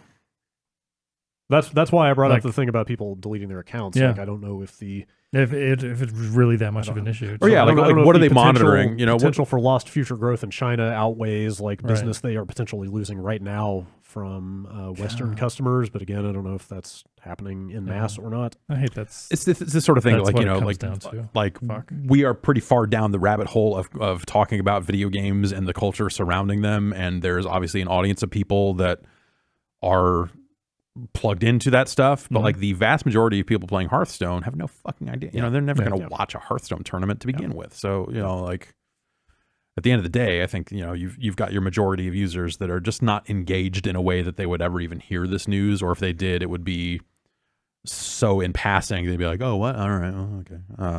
Yeah, I'm interested to see BlizzCon attendee numbers, if it's affected at all. Right. I mean, those tickets were sold. Like those tickets were all sold already. So what does that mean? Does it impact the launch of Overwatch for the Switch? Yeah. At all? Which I don't know, like, pretty minor in the grand scheme of things, but I guess physical copies of that are just a code. Oh. Like they're just selling an empty box with a download code in it, which Overwatch is an always online game, so you're going to need internet to play it anyway. So you are clearly able to download a game, but it's still... the people who collect physical goods were just like, don't fucking fall for this. It's clearly labeled on the box that it is, but I thought that was interesting too. I honestly don't know what happens from here. Yeah, I don't know if they further modify their position or do they feel they need to, or do they feel that they can just ride it out and just be like, people will forget. It's Overwatch. It's WoW. These are big deals. Like, I don't think anybody's going to forget about this. Right. Well, you say that, but like people have fucking let a lot of fucking bad shit go. That seems to be, in the name of just like, I want to buy this album. I want to watch this movie. I want to do this. Like, that's, so I wonder, I wonder how that'll work out, but yeah, I don't know. It's tough to say. I mean, the outrage over this may track with the intensity of the events in Hong Kong. Exactly. And if that stuff gets worse, and also as that stuff gets, if that stuff does get worse, but also as more, like, I think as more American companies get caught in this situation of like wanting to do business with China, while this specific event is going on, like every time that stuff comes back up, the NBA and Blizzard will probably come up again now, because they were, they have been in this. So if that happens enough times, then eventually like that's Blizzard's name next to some heinous shit over and over again, potentially. Which then at that point they have to weigh out like, okay, is this actually causing us damage beyond just player numbers and all that sort of stuff? Like, what does this do to the culture of Blizzard, which is already, been changing, I guess. That was my impression of it. That is definitely the word. What does this do for like Blizzard was a place that people dreamed to work at someday, that sort of thing. They're like, oh, the campus is amazing, and the food is this, and the amenities, and blah blah blah, and it's just a great working environment and all this other stuff. And now, like with this hanging over it, who's gonna want to go work there? Yeah. There's a lot of other effects than just what does this do to the 12% of our business in China or whatever. Yeah.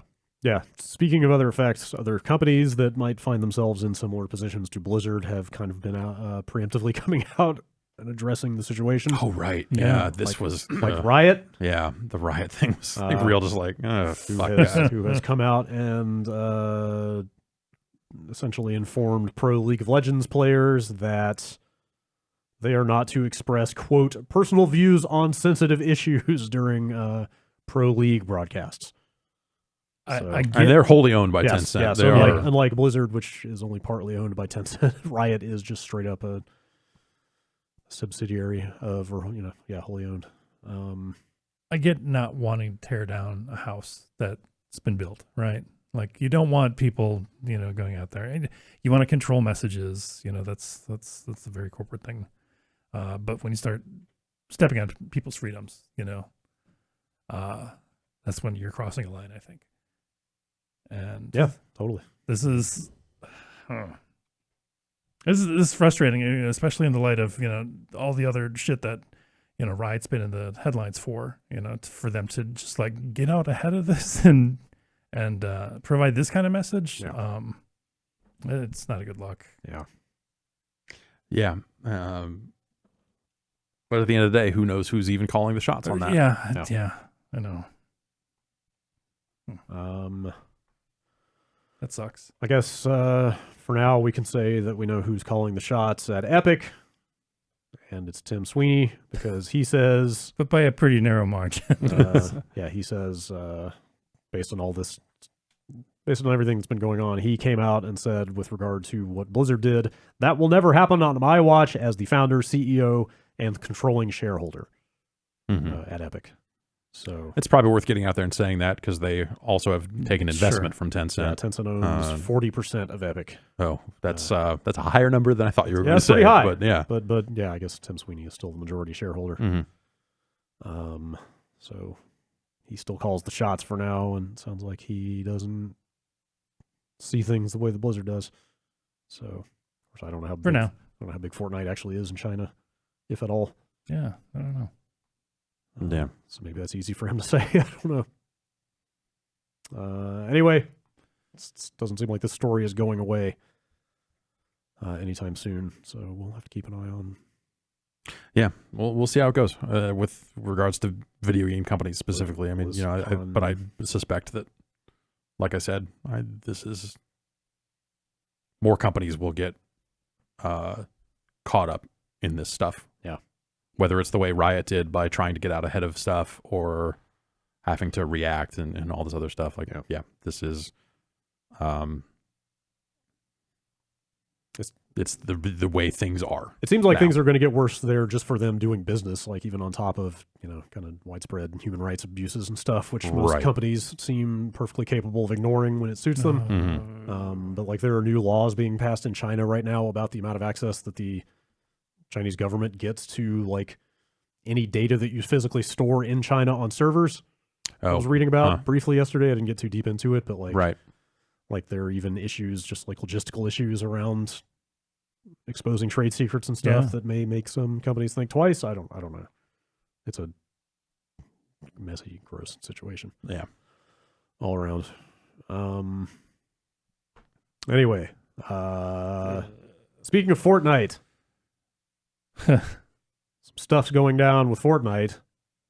For example, last I checked, its still not playable. I think it went up this morning. Did it? It went up I was this looking morning. for that. I figured I would see more. I saw some tweets from maybe around like 4 a.m. or something, our time. I checked it out. I loaded it up because what had happened is you launch the fucking game and you go to your character select and all of a sudden it gets sucked into a big black hole. Yeah. That's all that they had running for a couple days now. I think 2-3 days. Was 2-3 it days? Sunday that it happened? Something like that. There I were think a it was lot Sunday. of angry children.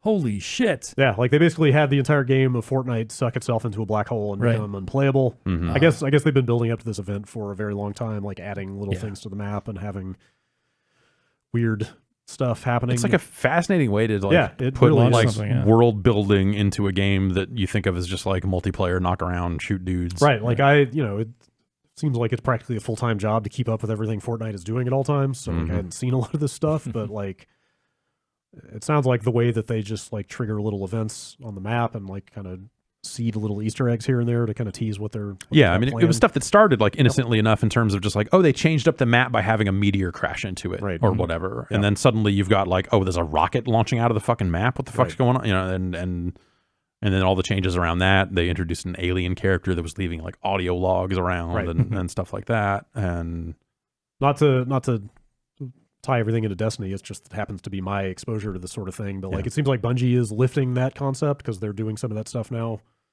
week to week in the tower. Right. Yeah.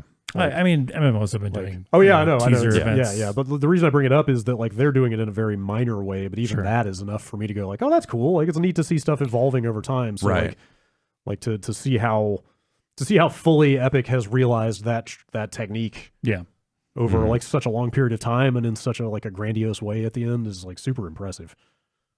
For it to come, well, maybe people who like to play Fortnite every day might not agree, considering they haven't been able to play the game. But for also a couple days. think about the overhaul here in terms of now there's a new map and the other changes that they have issued. That's probably a change that's going to require some downtime. So did all of that come to fruition? There was a leaked trailer over the weekend around the time of this black hole starting and the game going offline that had like. There had been leaks. New map. Yeah, there had been leaks prior to this event, kind of hinting at that they're pointing to there being a new map. It's like it's a new map. Like there are boats that you can boat around. Like there's fishing, like pogo sticks, like all kinds of weird stuff. I assume that all actually came to pass. I assume so. It sounds like it just launched this morning. Yeah, what happens now is I didn't fully play it, but you get back through the black hole, and then it starts that trailer essentially. Okay. And then at some point you go into the inside of the bus and you're about to launch, and they just kind of throw you out as like a default character. So I imagine they're going to walk you through the new map and just some of the new shit. Yeah, that's cool. And Apex is doing its own like little bits of story and stuff to introduce characters and changes on their map and stuff. So that's seems like that's kind of just becoming the norm for the battle royale genre, or at least the games that are like specifically battle royale games. Yeah, it just seems that the scale of this Fortnite stuff. I mean the Fortnite thing was like it became mainstream news because it was like like mainstream media picking up on like the game there's goddamn kids like all the time is down. They won't stop. They won't shut up about it. My niece is in here bugging me about it. How is Epic's like messaging with this? Like, did they say like how long it was going to be in black hole status? Nope. Wow. No, and that's something you can get away with when you've got that much when you're Fortnite. Yeah, when it's. They but also like think about it in terms of them kind of masking some server downtime is kind of how I look at it. Like exactly. I'm sure that I'm not sure, but I bet they stretched it out a little longer than they needed to, and possibly and all that stuff before they came back up. But I don't know for sure. Speaking of downtime, I don't know if you guys happened to try to sign into the Epic Games Store around the time that this event was culminating. Oh no, I heard that. No, I did. And could not. Yeah, basically like the login servers and kind of the whole authorization process for the straight up Epic Games Store. I saw some speculation that was like that there were a lot of people logging out and in trying to figure out what the fuck was broken about Fortnite. Yeah, I saw people saying it was having trouble, so I tried firing it. I think this was Sunday, kind of midday. And like it sat for a good minute or two trying to log in, and then finally loaded the client, but without me signed in. Oh, wow. Weird. And apparently you can still play your offline games that way. But anything that requires any kind of connection to their Their account system was non-functional. So login server was just getting hammered. So it's kind of a People shame. wanted to Fortnite. Holy shit. It's kind of a shame that, you know, they've locked up a number of fairly big games in their walled garden for the time being, and then to suddenly not be able to play those games because this other game they have is so big and is doing crazy stuff is a little unfortunate. Mm-hmm. They even referenced it on the status page, like the server status page had like anomaly detected instead of just like, hey, these servers are down. Like, that's cool. They played into it everywhere that they could. Yeah, that's neat. I don't think the store login stuff is part of that, but probably it's not. Probably something they didn't quite anticipate. But it was kind of unfortunate. I'll have you know that just a matter of minutes ago, Lady Gaga posted a tweet saying, "What's Fortnite?" She's really gonna find out. This thing is really penetrating the mainstream consciousness, I suppose. I'd like to think that there are a lot of Fortnite players responding with, "What's Lady Gaga?" Damn. Right? Damn. Yeah, I said it. I said it. Kids that play Fortnite might not know who Lady Gaga is. That's probably true. It's possible. Yeah. It's like, oh, that lady from American Horror Story? That lady from A Star is Born? Yeah. Shallow is a great song. You know. Bradley Cooper, so dreamy. I hate him. He's too dreamy. Didn't like Silver Linings Playbook. Still don't know what it's about. We'll never see it. Valve has quietly gotten out there and contacted some developers about a new Steam feature rolling out, which they are calling Remote Play Together, which is basically a way to turn any local multiplayer game into an online multiplayer game by having the person who owns and runs the game stream the game out, basically stream video out to the other players and have the client kind of direct their inputs back. So yeah, any game that has any kind of single screen multiplayer in it can now be played online. So that's two jumps. Holy shit, 2 hops. Yeah. Wonder how it's done in emulators. You know, you see a lot of emulators that do like local remote play. I would think in those cases, everybody's running the game locally, right? Yes. True. Yeah. And they transmit the inputs. This is a lot more connection intensive. So just one person would require the game. Yeah. You can do it with only one person owning the game. That's the thing. Okay. But they do say every player needs to have at least a 10 megabit connection for it to be a smooth experience. But I bet even then, and who doesn't nowadays, right? I bet it's still, it's still going to be super subject to latency and distance and stuff like that. Yeah. But it's a cool idea. Yeah, why not do it? Yeah. That sounds cool. Yeah. But this seems like the sort of thing you try, and depending on the game you're playing, you're like, oh, this action game we're trying to play is not good enough. It's not going to work well enough. Yeah. Supposedly coming later in the month. Okay. Grody. Cool, but kind of grody. I don't think I'd want to play it. Seems like a weird, like, brute force way to do it. You're like, oh, I mean, you can do it, sure. Like, yes, absolutely. Like, it may or may not be ideal, you know. Yeah, sure. On people's connection speeds and stuff. But like, if you're playing like a local stragy game, like a totally board fine. game, or something like that, that'd be more than fine. Yeah. Remember when Nvidia got involved in that Quake 2 ray tracing stuff and beefed that thing up a whole bunch? Yes. They are now looking to do that with some other games. Okay. Although they aren't saying which ones yet. But there was a Redneck Rampage. there was a job opening posted by them.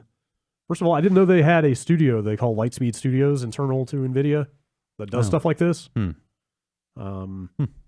They've worked on, according to this Polygon story, they worked on the Android ports of Half-Life 2, Doom 3, and Portal. Like just idea. Probably working to get them on the Nvidia Shield or something. Right, like and that. they also apparently did those Wii ports. Okay. Of Mario Galaxy and Twilight Princess. Yeah. Oh, those. For the Shield in China. Anyway, they I've still not seen those running. I would have thought that those would have gotten out there and been shown in a more open way. I don't know. Maybe I'm not looking at the right weird holes. Yeah. Anyway, they say the job listing says they will be cherry picking some of the greatest titles from the past decades and bringing them into the ray tracing age. giving them state-of-the-art visuals while keeping the gameplay that made them great. They said they are starting with, quote, a title that you know and love. I can't think of any. I'm going to say Half-Life 2. Super Mario Brothers. I'm going to say Half-Life 2. Sure, why not? That's my guess. Or 3. What? Could be. Could be. I don't I know. love Half-Life 3. It's true. Yeah. I think it's cool they're doing this. Yeah, why not? Though also, like, I played Quake 2, for half an hour, if that, and was just like, oh, look at that. Yeah. They did the thing. That's cool. It's a tech demo. Yeah. It's not necessarily something you're going to spend a ton of time with, but I really like the aesthetic of old game with modern day, like visual effects layered on top of it. Yeah, sometimes that's pretty cool. Same reason I like pixel art 2D games, but with like modern lighting and physics and stuff. Like it's just a weird mashup of old and new. Yeah. And this is kind of the same stuff. I'm trying to think what else it would be. Yeah, like Half-Life 2 seems like kind of an obvious choice in a way, but but then at that point, like, if you add that to the source engine, couldn't you then kind of would you get maybe you could get it into Portal as well? Gary's mod? It's true. Yeah. Gonna run it at an even lower frame rate. Yeah. Because of all the shit I'm spawning, but they're all going to be light sources now, and it's going to fucking break everything. Yeah.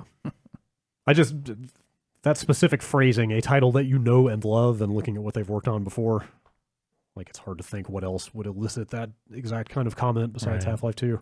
Yeah. Because people are nuts about Half-Life 2. I don't know if you noticed. Never. Yeah, no, they are. It doesn't deserve it, but sure.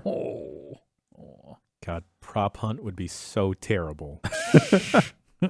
Or you could be different lights. One is ray trace enabled. One is not. Yeah. Let's see. Sony has filed a new VR patent that some people are taking to be a sign of where the next PlayStation VR may go. The new headset has got cameras on the outside. So, okay. Good. That means better tracking. Probably means inside-out tracking, which, like, you knew they had to do something better, but man, like, relying on that optical camera with the current one for tracking has just been by far the worst thing about that device. Also, some implication in this patent that the headset may work wirelessly. Okay. Obviously, none of this is set in stone, but that stuff all sounds very nice to have. Yeah, that'd be cool. Of course, they've said that the original PSVR will still work with the PS5. Right. So you don't have to rush out and get this thing, but that sounds pretty good. That would get me to use PlayStation VR again. Yeah. Probably. Yeah, I bought one last fall and have not spent a ton of time with it. When I tore out my carpets and put in new flooring and had to set everything all back up, I made the conscious choice at that point, like, I'm not going to hook the PSVR back up. Yeah, mine is also not hooked up permanently. Just get it out when necessary. What if you could strap two Vitas to your head? You get a really nice You screen. can. I mean, like, there's no what if there. Right, that's, that's true. You could go to the public library and and 3D print yourself a thing. 3D print a pair of like glasses that instead of glasses, it just has brackets that hold Vitas. Yep. You writing all this down? Yeah, I'm writing all this down. Thank you. Yep. Thank you. Sound, we got video. Oh yeah, this is an idea. Nobody steal this, please. No. Did you see this story about Volition saying that they're going to finally resuscitate Saints Row 2 on PC? Yeah.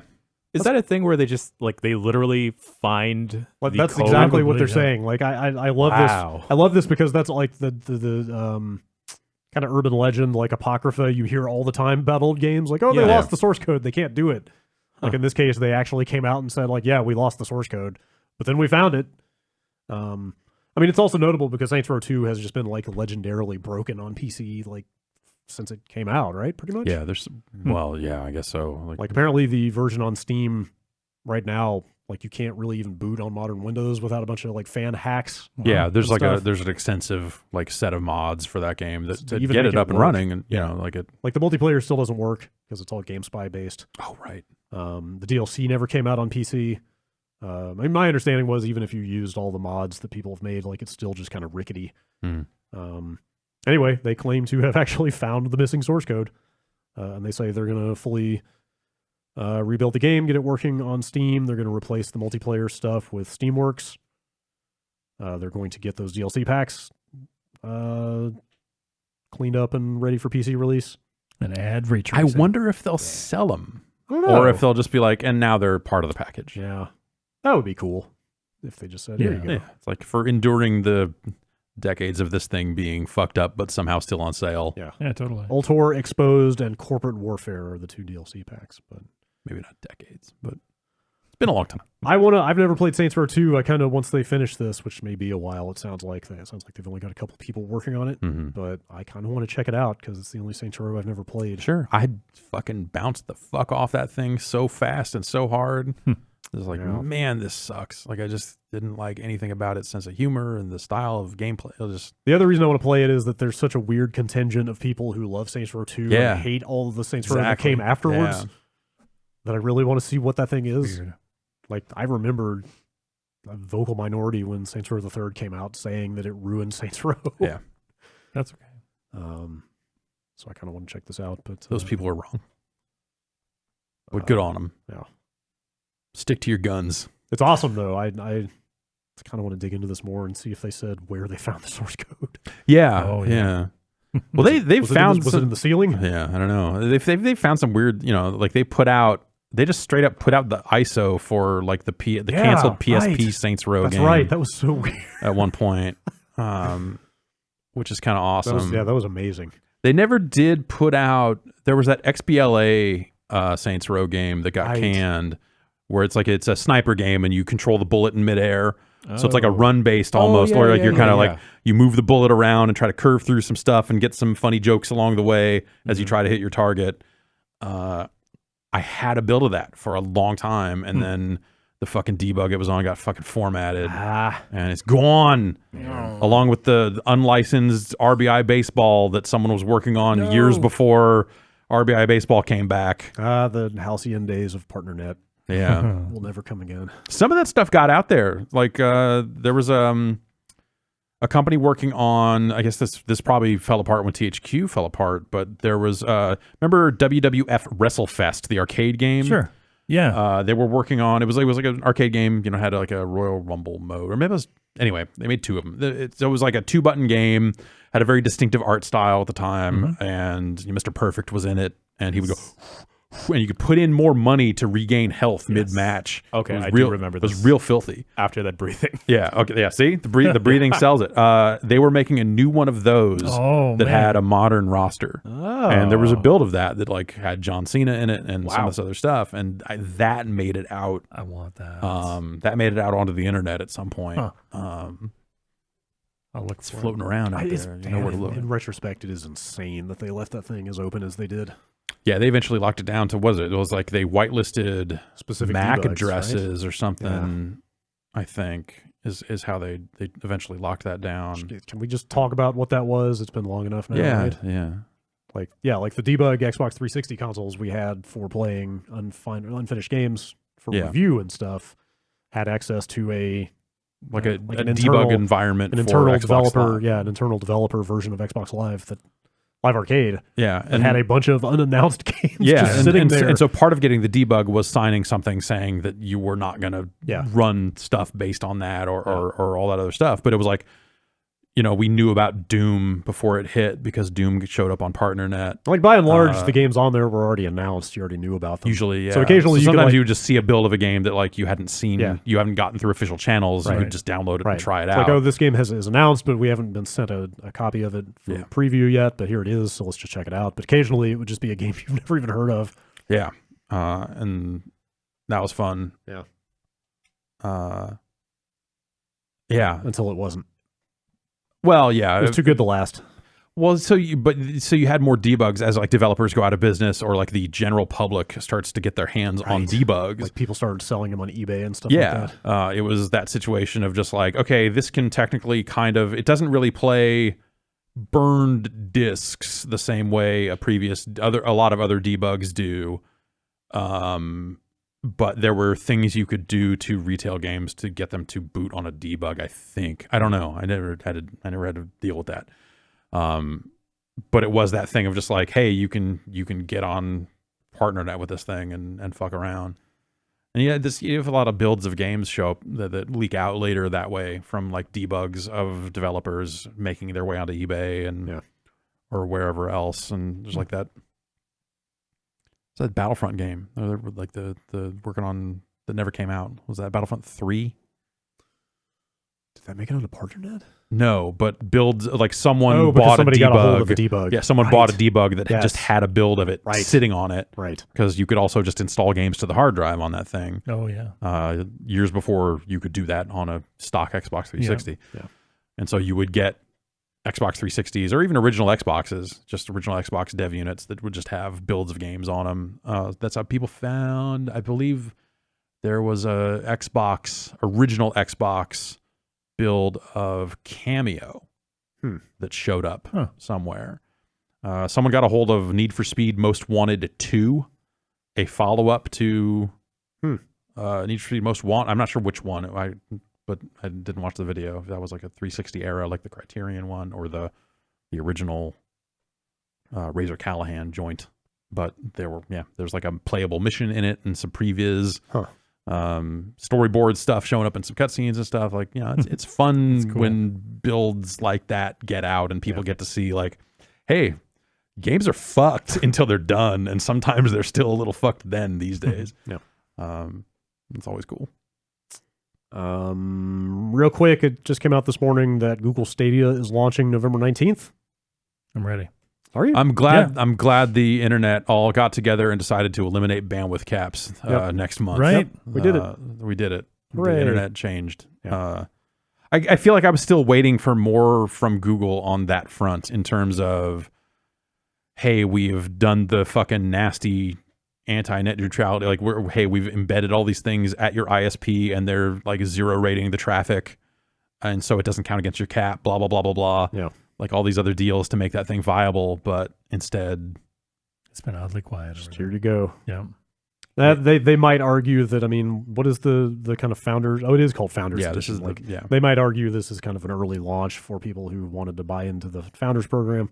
Sure. Not the. But this is the thing they've been marketing to. Oh yeah. They marketed to sign up today. I'm not saying they should be allowed to do that. I'm saying that they would try to make that argument probably. Because when is the sometime next year you'll be able to play it without buying their Founders Edition the full on wide scale launches next year sometime. And that pack, I pre-ordered one. It's like a controller and a Chromecast. Yep. And it'll also work on like Google Pixel phones. Yeah. 3A and up, I think. Yeah. I saw Kyle Orland from Ars Technica on Twitter today making the argument that, like, I hadn't really thought about, but I think he's totally right that a lot of people probably still think of Stadia as a kind of Netflix for games. Like I think it's not. Like the story that you still have to pay full price for all of these games, that there is no global just like monthly fee to play everything on the service. Right. I don't feel like has really gotten through to a lot of people. And the pro tier will get you some games. Yeah. But not. I don't think it was a very impressive list. I'm not actually sure what the list is. I know like Destiny is like the full. You mean the free to play game? The full pack. Well, with all the add-ons and stuff. Yeah. Like it's. I think that's included in the Founders Edition. Right. Exactly. I think you're right. But yeah. So yes, and I was thinking about that this morning, and why it's so fundamentally different from like let's say like the Project X Cloud stuff, or even like PlayStation Now to a certain extent, because of stuff like Game Pass and stuff like, hey, you may have already bought a lot of these games and they work because it's all part of this ecosystem that has been doing games for a decade. Yeah. And Stadia coming in brand new and basically opening up a game store for streaming games makes that thing feel way more fraught. That's a way tougher sell, because then it's like, okay, here's like, you think people hate installing a fucking second app store on their computer to play video games. Now you suddenly got games locked up in a cloud streaming service that seems like, oh, this will probably work, but is Google going to cut and run on this and take all my games with them? Right. Like everything about this just ratchets up that under that circumstance and becomes like, oh, you have to really believe in this thing to truly feel good about investing deeply in that storefront. Yeah, because like with a like a Game Pass or a PlayStation Now, like there's an explicit understanding when you sign up for that monthly fee that you're not going to own any of those games, right? Like you know exactly what you're getting into. Right. Like you're saying, yeah, I'm comfortable with Apple Arcade or whatever. Like, yeah, I'm comfortable paying X dollars a month to play these games, knowing that if I stop paying, I will not get to play them anymore. Right. Here, they're asking you to buy the game at full price, and then still be at their mercy to ever play it. Right. Like they like you said, they could pull out of that business, or there could just be like server outages or whatever. Yeah. And you just can't play the game, even though you quote unquote bought it. Mm-hmm. Like that is a way tougher proposition. And they had Doom as one of their big launch games, and now that's off. Yeah. And like what they showed, they had the custom mode for Breakpoint. Right. That was the like picture in picture stuff of like you can see what your people in your squad are doing. Unfortunately, it's Breakpoint. Didn't exactly take off. Yeah. So I don't think the Stadia version of Breakpoint is going to like suddenly resell everybody on the concept based on like, well, I can see what everybody's doing. Like it's, the software lineup or the things that have happened with the software between E3 and now have not really done them any favors either. Yeah. We'll see how the thing goes. Like it feels like there's 0 to negative buzz about their negative latency. Right. Negative latency. It's fucking ridiculous. What a tremendous term. Yeah. What a tremendous term. Yeah. I want that thing to work. I like there should be more players in the video game space than the people that are there now. Like I don't want to shit on it just for the sake of shitting on it. I just think they've done a pretty bad job, and I think that like what they're selling is kind of a tough sell, based on what you're saying. Like the idea of just like, hey, you still need to buy these games. Yeah. That means you need to be a big believer in Stadia as a concept day one. Yep. Otherwise, enjoy Destiny 2. And it's kind of a tough sell. Yeah, that's kind of a tough sell. Yeah. As someone who has multiple ways to play Destiny 2. Mm-hmm. I wonder if it's inevitable for them to just move to the service model. Like once this thing gets off the ground. Maybe that's like their phase 2. Like maybe they're eventually like, of course this is ridiculous. Because that seems like the only way anybody in their right mind would actually accept this. Where they offer like a Game Pass type thing, but it's only a limited $10 a month for library. Here's some games you can play. Yeah. Yeah, it's that makes way more sense than having to a la carte buy every game on the service and still. Or if they were able to do something of just like, hey, and you can play your Steam if you are paying us on the paid tier of Google Stadia Pro or whatever the fuck they call it, you can access. If a game is on our service that is in your Steam library, you can play it. Yeah. Right. Like that would be enough, I think, if it was like. I think Rockstar does something similar with their launcher. They kind of scan your local database, and if you have Bully, if you have Vice City, it'll pop up in their launcher. Origin did that when they launched. It was like, hey, if you have any Steam keys for EA games, punch them in over here, and we'll build we'll try to build your library. Transfer some of your old EA games over. Yeah. They need something like that, some kind of partner with it. I don't know if that's a partnership with Valve or what it is, but they need something that's like, hey, here's a way to get people to sign up for our service. And once they're in with some chunk of their existing game library, then maybe you can sell them some extra stuff, right? Because you've built up a library there already, and maybe you're like, oh, well, I got 20 games I can play. And hopefully people are confident in the quality of the service. Yeah, assuming the service works and all that stuff. Like, obviously. Fingers crossed. But like that's they need something like that to like, oh, we partnered with Ubisoft and your whole Uplay, Matt Rory will be psyched.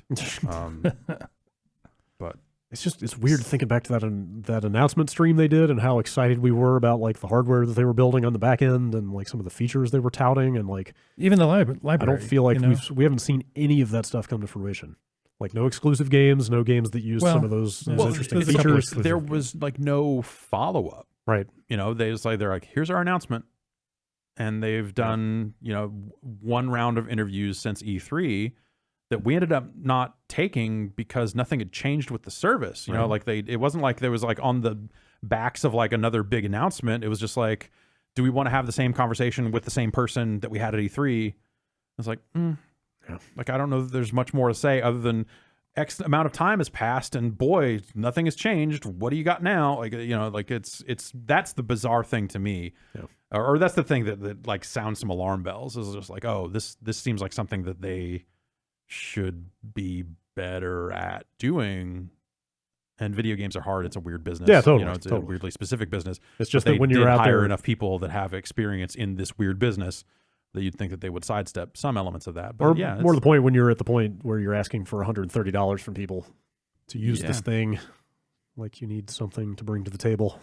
I don't feel like there's much yet. But if they get to the other end of it and, you know, hey, it's as easy as opening a web browser and you can play a game, that becomes appealing to people who didn't invest in a gaming PC. Sure. You know, that starts to hold that appeal. It's just whether that holds the same appeal as what Microsoft will offer, where they've just got more experience in games and they've got a library and they've got the relationships and they've got all that stuff in place. Yeah. Where Google's stuff right now just feels half there, I guess.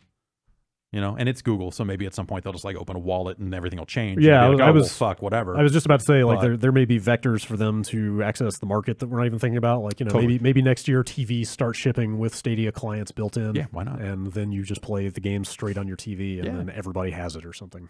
Like that's the dream, right? And that's what developers want is the abilities to access markets that they can't already access. Yeah. And that's maybe the downside of Microsoft's strategy to some extent is just like, oh, well, they've been selling games for 10 years. Like it's already well established. Can they grow beyond that? How will they do it?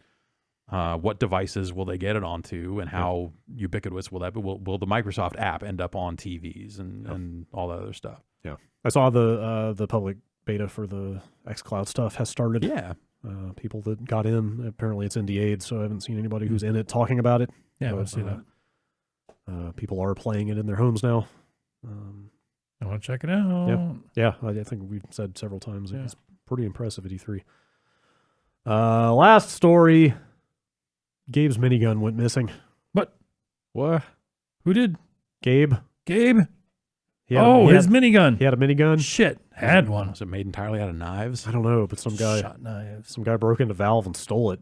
Damn it. Along with like 40 grand of other stuff. What other stuff? Knives. Some guy has been arrested by the Bellevue police for breaking into Valve and stealing a bunch of games, laptops, consoles, Steam machines. And how much are those fucking worth? And Gabe's minigun. Gabe's minigun. Oh, priceless.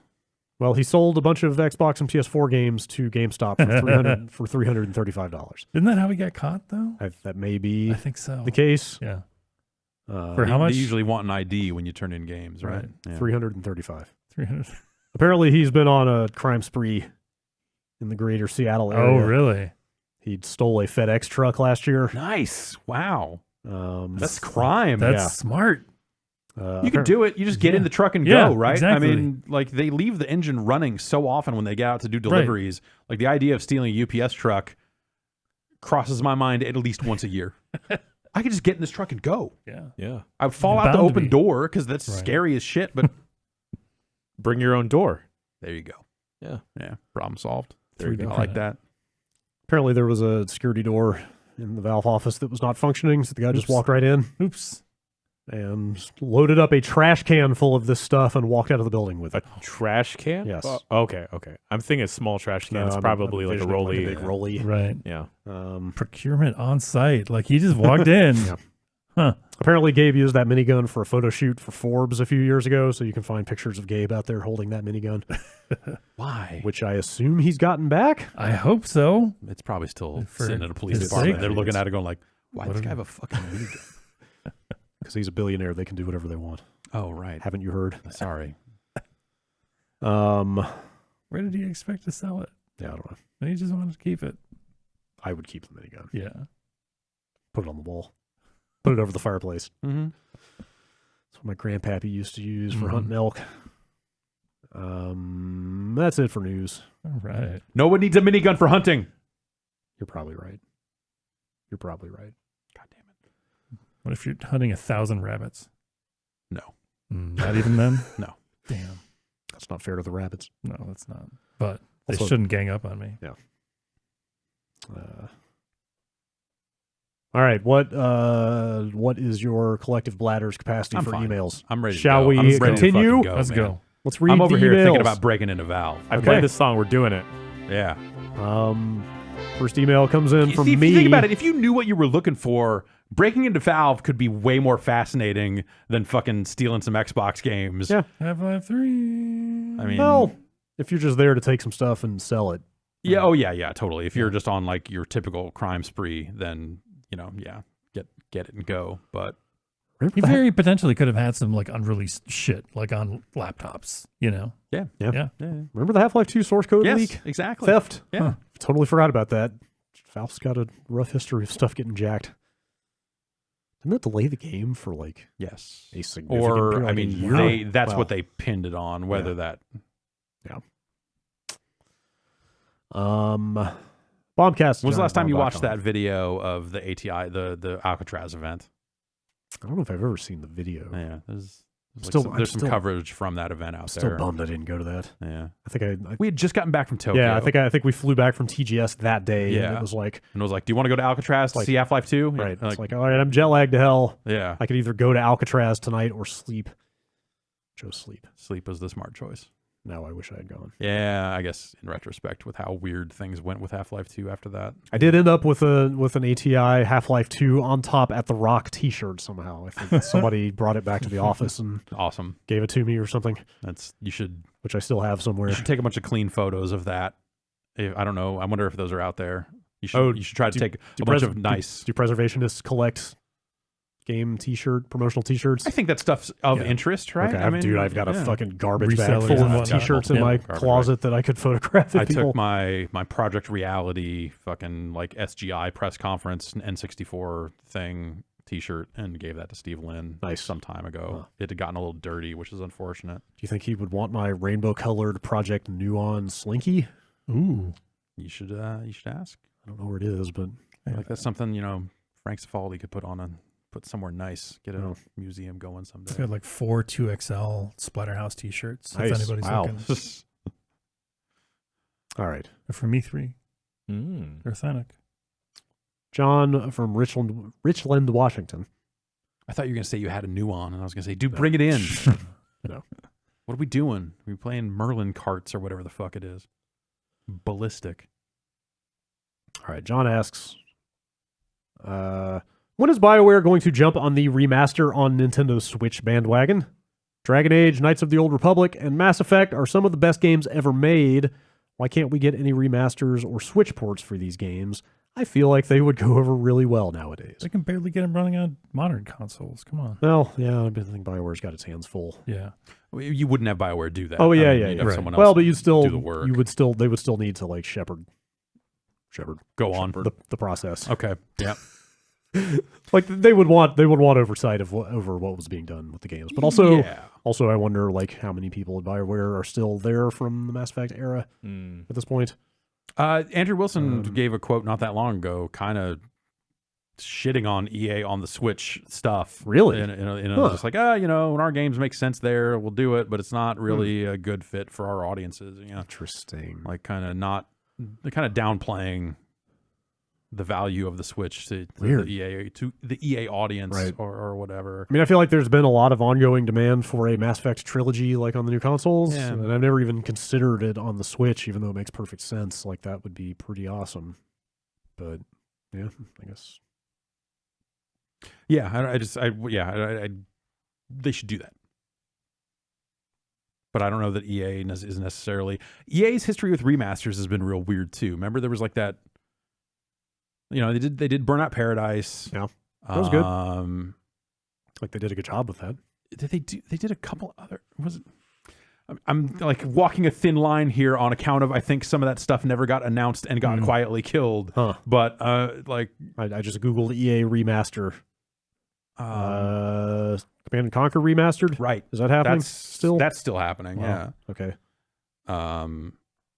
But I feel like there's just been a long history of like games that EA could be remastering and putting back out that they just straight up don't. Totally. And it's like, dude, the EA catalog is incredibly deep. And I bet a lot of that is just like the byproduct of EA being one of those companies that feels they need to take mostly big swings. That just like, if you're not out there selling millions of copies, like we're not going to piss away time on something that's going to sell 200,000 units. It's just not worth it. Yep. And you get a few of those a year out of them where they're like, okay, Burnout Paradise has reached a level where we're going to remaster that thing because it won't take much time. Like it's enough. We know it'll be profitable. We know it'll be a good feel-good thing for the brand. Yeah. What is their current indie imprint kind of thing. EA is that EA Presents? EA Presents, EA Original, something like that. It's like the Sea of Solitude, the stuff on Unravel, stuff like that. They dabble a little bit. Yeah, you could do a really good EA collection, even if you were just emulating stuff. Like EA's stuff on the Genesis. Yeah, I'm trying to think. What does that look like? Yeah, is Populous them? Populous is them. The Madden games of that era would be hard to do just by virtue of how football licensing stuff works. Yeah. Do like a Sim Tower or a Sim Golf or something. Yeah. They get like Desert Strike and all that other Strike games. Dead Space. Yeah, I mean that's a lot more recent. Yeah, sure. Yeah. The way Dead Space ended was so unceremonious that like the idea of anyone at EA caring enough.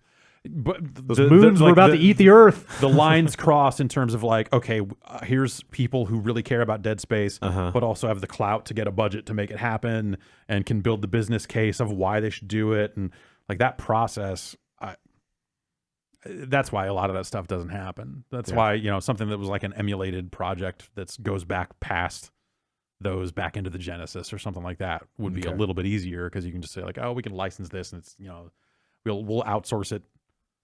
Micah can make it. It's true. Micah can make anything. Yeah. His mixer tank project thing. Wild shit. IDARB, they're doing a follow-up. IDARB 2. Cool. Yeah, man. I drew another red box. Fucking A. Hell yeah. Email from Steven. Last week, the question of Boo's corporeal form was raised. It seems to me that the best and obvious answer to this question would be the ever-lovable Shy Guy. This would explain why he hides his face when you look at him. He is shy. Yeah. You think Boos are dead Shy Guys? Could be. Why not?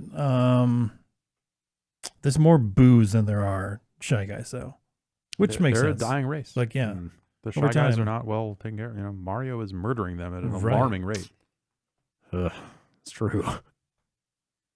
It's a fair point. On the verge of extinction, those Shy Guys. Damn. They need to be protected. Someone should protect them. Protect the Phantos. Yeah. Also, while you're at it. Are Phantos like super powered Boos?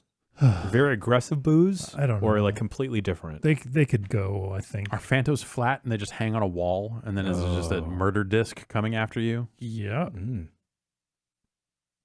No, I could live without the Phantos. Yeah, no thanks. I've got a serious email from Australia and a less serious email. Which one do you want first? Both. Serious at the same Both time. At the just same alternates time. words. Yeah, no. Okay. Give me the serious one. All right. It's from Matt in Tasmania. Come to Tasmania. As a PlayStation Plus subscriber since its conception, I have looked back at my massive digital library, and I'm very satisfied with the many hours of entertainment it has given me. Yeah. All for the cost per annum of one AAA rated game. I've always wondered if it has been. I'm sorry. I have always wondered that if it has been very good for me, then has it also been good for developers? As I can find very little information due to obvious non-disclosure arrangements. Have any developers leaked such terms to you? And if not, would any of you guys like to speculate on what these arrangements might be? I think he's basically asking about what is the compensation like for getting onto a thing like that. My understanding is that it was different. They weren't. There wasn't necessarily a blanket offer. Like every developer's getting their own deal? Different deal depending on the game or the quality, how bad they want it, like all that sort of stuff. I don't know. I don't know how that stuff went. Yeah, I've never even been clear how they get paid, if it's per download or per like boot of the game. I think it's for PlayStation Plus, where it's added to your library kind of permanently. I think it is per download, which is why as soon as you add to cart and hit confirm purchase, right? Which is why you have to do that. Then Sony pays the developer, if you never launched the game. If they were automatically all added to your library, then it would only be if you launched it. Yeah, then they would have to change the way the payments work. Sure. So, I mean, there's still a similar process in Game Pass that you have to download it at least. Yeah, I mean, it doesn't go through the store or anything. But yeah, I think Game Pass might be more on time. I don't actually know. I don't actually know, but And Apple Arcade was the one where it was rumored recently that it was based on, or was that the Google one? Oh, that was Google. It was said to be based on time, and I think Apple might have some of that stuff, but I have not heard specifics. Yeah, I've never heard any. Know. I've never heard any like really good, reliable information about what the financial. I've definitely heard some. Like for developers. I've seen some developers say publicly like Game Pass has been great for us. Huh. Yeah, like Interesting. That at least I've seen. Okay, that's good to know. All right, here's the other Australian email. Harrison in Perth. Perth. I was talking to my neighbor across the road, and he mentioned you Americans don't have meat pies, but have weird fruit pies at Christmas. What is this insanity? Steak and cheese pies? Bacon, beef, and cheese? I thought you'd all love it. Oh, yeah, like meat, savory pie is not really a big thing here. No, not really. Like, if you like a pot pie, the one exception being pot pies a and chicken, microwave them. Chicken pot pie is the one exception. Yeah.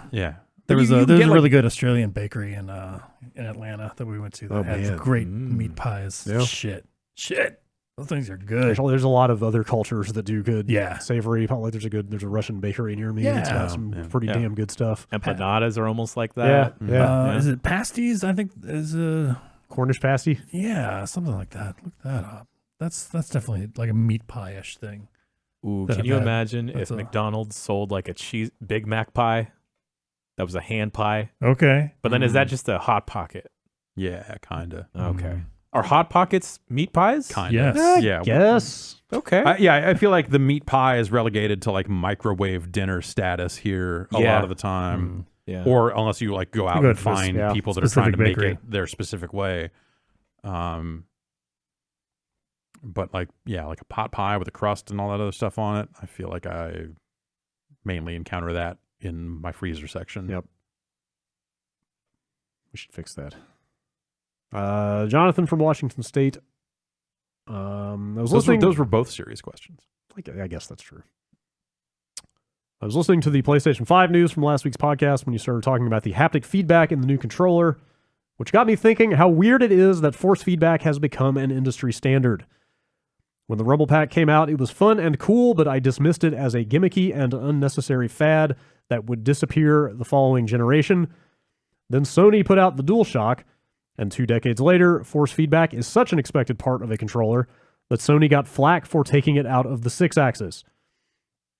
Is it odd to you that controllers with built-in force feedback is an industry-wide standard, or is it just me? Also, are there any video game features where at the time they were introduced you dismissed them as short-lived gimmicks, but have since become standard features of games? I think the early days of surround sound on consoles didn't do a great job of selling you on the concept because a lot of games weren't necessarily Utilizing it. or if they did use it, it was just like, yeah, you can hear the footsteps behind you. Wow. Yeah, gunshots are over there. Yeah, they didn't always do a great job of making that meaningful. Wasn't it not until like I think the 360 they standardized it where like every game It was just built into like the core APIs and it just kind of worked. I think that's correctly. The case. Yeah. I think if you walk the force feedback thing all the way back to the Rumble Pack and look at it, the Rumble Pack was kinda fucking terrible. Yeah. Did the thing take batteries? Yes. It did, right? Yeah. And then there was games where a lot of developers wouldn't spring for onboard memory on the cartridge, so they use the memory pack to save. Right. So you'd have all these awful screens on N64 games. Like, if you're using a Rumble Pack, take out your memory pack and put it in now. Now switch back. Oh, You had bad third-party devices that did both. Yep. There's a Rumble Pack with a memory pack in it with little switches on it. And it's just like, Yeah. the whole thing's a fucking mess. I don't think I can't agree that it's weird that it's caught on though, because it's another method of like sensory output basically, or sensory input for you. You know, But I had definitely written that off as just like the fad. It's not a big deal, but like I mean, at the time it did not seem like a very big deal. I definitely did not expect it to catch on like it has. You know. Like it's just another way for you to read what is happening in a game, Yeah. like it just augments what you're looking It's at nice. and hearing. Yeah. But like I would miss it if it wasn't there. It's not like it's crucial or anything, but it's definitely a staple now. The thing that I always thought we would get into with that stuff sooner, and maybe, if we're going in the HD Rumble era, we'll get there someday, but it was those Sidewinder joysticks that Microsoft put out that had force feedback, just like literal motors Oh, in it yeah, that would yeah, move yeah. the stick Yeah, around. like resistance. Yeah, resistance on the stick itself. Yeah. And things that would make it harder to push in a direction. Like that feels or- like some BattleTech Center shit. Yeah, like totally. Not something in a home product. and like That's- you pull the trigger on like a machine, and like the best demo for that thing was always the in-store demo where you could just say like, pull the trigger and it'll be like a machine gun, or hit this button, it'll be like you're shooting a rocket. And it's like the machine gun would make the stick rattle all over the place. Yeah. The rocket would have this like whoomp kind of recoil back and forth, and like it was fucking cool as shit. Yep. But it was this big joystick that you were only going to use on a handful of PC games, you know, flight simulators and like a Mech Warrior and stuff like it's that. the standard chicken egg problem of nobody's going to develop. Yeah. Nobody's going to code those features for a thing that people bought like 10,000 of. And I still think that would be cool. I don't know how you could get it fidelity-wise on like a thumbstick on a controller, but also I don't think people would stand for it anymore because it would be like, this makes me worse at the game. Yeah. And it's like, yeah, that's the point. It's like, instead of, you know, in some cases, maybe you could even say like, oh, instead of like mapping recoil as a part of firing the gun and all the on-screen stuff, it is a factor of the stick wiggling and being harder for you to wrangle. Yeah. Which I think would be interesting if nothing else, but yeah, people wouldn't stand for it. You could see people coming up with cool uses for something like that. Yeah. Like a I don't know why I just thought of Keita Takahashi, for example, or somebody like that does a lot of weird stuff like Katamari. Like you could think of Wadam 2 will be amazing. cool uses for something like that in an offbeat puzzle game or something, but not like a shooter. I mean, it seems like they're dabbling with that with the resistive trigger stuff that was talked about. It's not quite the same thing, but Yeah, well, do you think that stuff is the same as the stuff that's in the Xbox One triggers, or they're talking resistance? no, they're talking like it'll be harder harder to pull. Like yeah, like, so maybe like, they'll get there with that stuff. the analogy was like a bow and arrow. Like the harder you yeah. pull it, the more tension there is, the harder it is to keep pulling it back. I wonder if people will be into that, or if they'll be like, I don't know. it's like way less precise because I'm fighting this motor. I just want to turn it off so that I can shoot it exactly how I want to shoot it. Right. Because, Well, in the case because of- esports. Well, like in the case of a bow and arrow, like the standard mechanic is the farther you pull it back, the farther it's going to go. So Right. that is actually just more sensory information for you. Like, okay, it's only like half resisting me right now. Right. So I know I've got it pulled halfway. Like Sure. in some cases it could help. Yeah. It just depends on how they use it. And I wonder if that is something you could like then marry to the traditional force feedback to maybe get some of that like machine gun I could see it. funk, if So you will. seems kind of interesting. Machine gun funk. Yep. I feel like the touchpad on the PS4 controller was a complete non-starter. It's fucking terrible. It's a His question was about things you thought were gimmicks that actually caught on, but I feel like this was a gimmick that did not catch on. No, I assume they're going to stick with it. Yeah. I guess they have to if that thing is going to be broadly backwards compatible. They have to have a controller that does all that stuff. It's just I can think of like 3 games. I mean, they could do. That's the thing, though. If you can only think of 3 games, then they could just as easily say, if you want to play those 3 games, hook up a PS4 controller. That's true. Yeah, if it's the same Bluetooth or whatever, then that is. Because most games are just using it for like a left touch, right touch, or even just a single touch. Yeah, like push in. I don't know why more games didn't do the Witcher 3 thing of like swipes in different directions being Sure. shortcuts to different menus. Like that was awesome. Like That was cool. Even if it's just like taunts or something. Just give me something. Yeah. Broadband adapter kind of caught on. That was kind of a big over deal. time. Yeah. At the time for the At the Dreamcast, time, it was like it was 8 games. However many, like how many games right officially supported that thing? But it caught on. This internet thing. Mm-hmm. It's a big Bad. deal. It's fire. That's bad. I've decided It's actually on fire. it's a net negative. All right, Devin from San Diego. I believe you mean negative.net. No. I'm currently at a pumpkin patch with little carnival rides. Cool. And the kid sitting next to my child on this ride is named Raiden. I thought maybe I heard wrong, but the name on his water bottle confirmed it. How's it spelled? My question for you, that's a good question. Yes, is this are his parents Midway fans or Acclaim fans? Right. That's the question. Actually, my question for you all is, what is the most acceptable video game name you've heard in public? Am I wrong in thinking this one is borderline too far already? I don't know. I think Raiden might actually be the only acceptable video game name that somehow strikes me as kind of baller. To be named Raiden? It's pretty good. Yeah, you have to live up to that name. It's true. Yeah. Not riding. Not right. No. Okay. Well, there's no way to know from this email. Well, if he said he heard it. Well, but he you're spelled right. it Yeah, RAI, you're right. so it could be either one. But Okay. That's something that shortens to Ray if you want it to, and you can do that and still have something resembling a normal name. I don't think I've ever heard a video game name in public or in person. I've seen Zelda? yeah, exactly. I've seen Zelda Zelda is an old name. Like, that could be anything. Exactly. Zelda long predates the legend of Zelda. Raiden's a pretty old name. Well, yeah, but if you get outside of, I don't know as a first name though necessarily.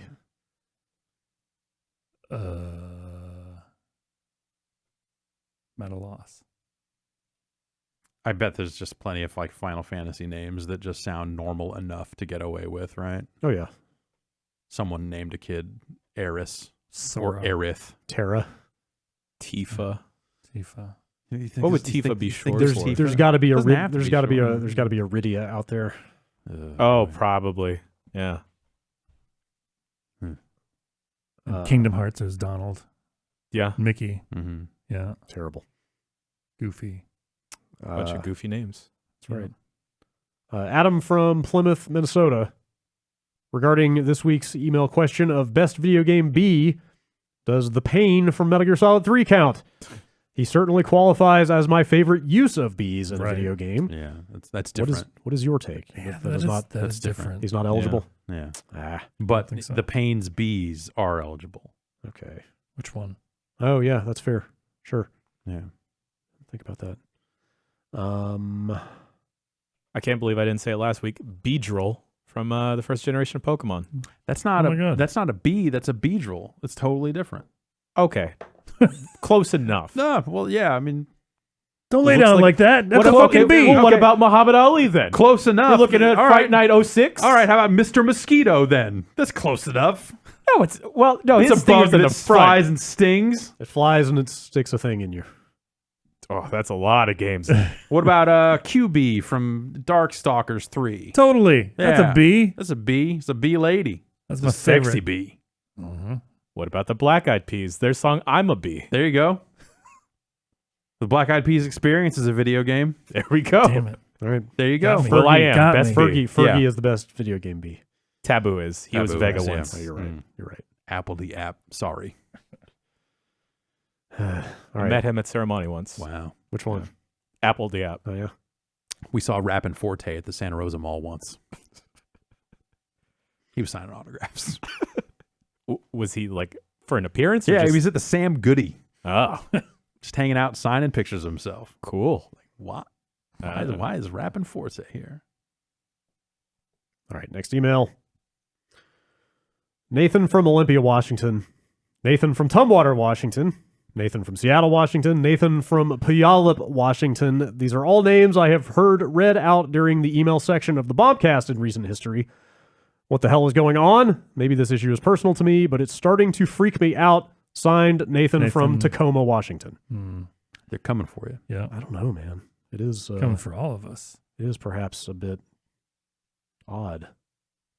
I think that probably Nathan as a name probably saw a real rise In a in specific some chunk of time. area of the Maybe. country, Maybe. perhaps. Maybe Nail- everywhere, but nail you know. front tuck and Mhm. flipping Yeah. in front. On that note, Nathan from Olympia, Washington. What's the best movie? Team America World Police, Basketball, or Orgasmo? Orgasmo. Yeah. Yes. I haven't even seen the other two movies, and I'm confident. Oh, no, I'm sorry. I have seen Team America. We had some missionaries actually I have stopped not. by last night. Nice. Wow, okay. Yeah. I've not seen Basketball, but I liked basketball.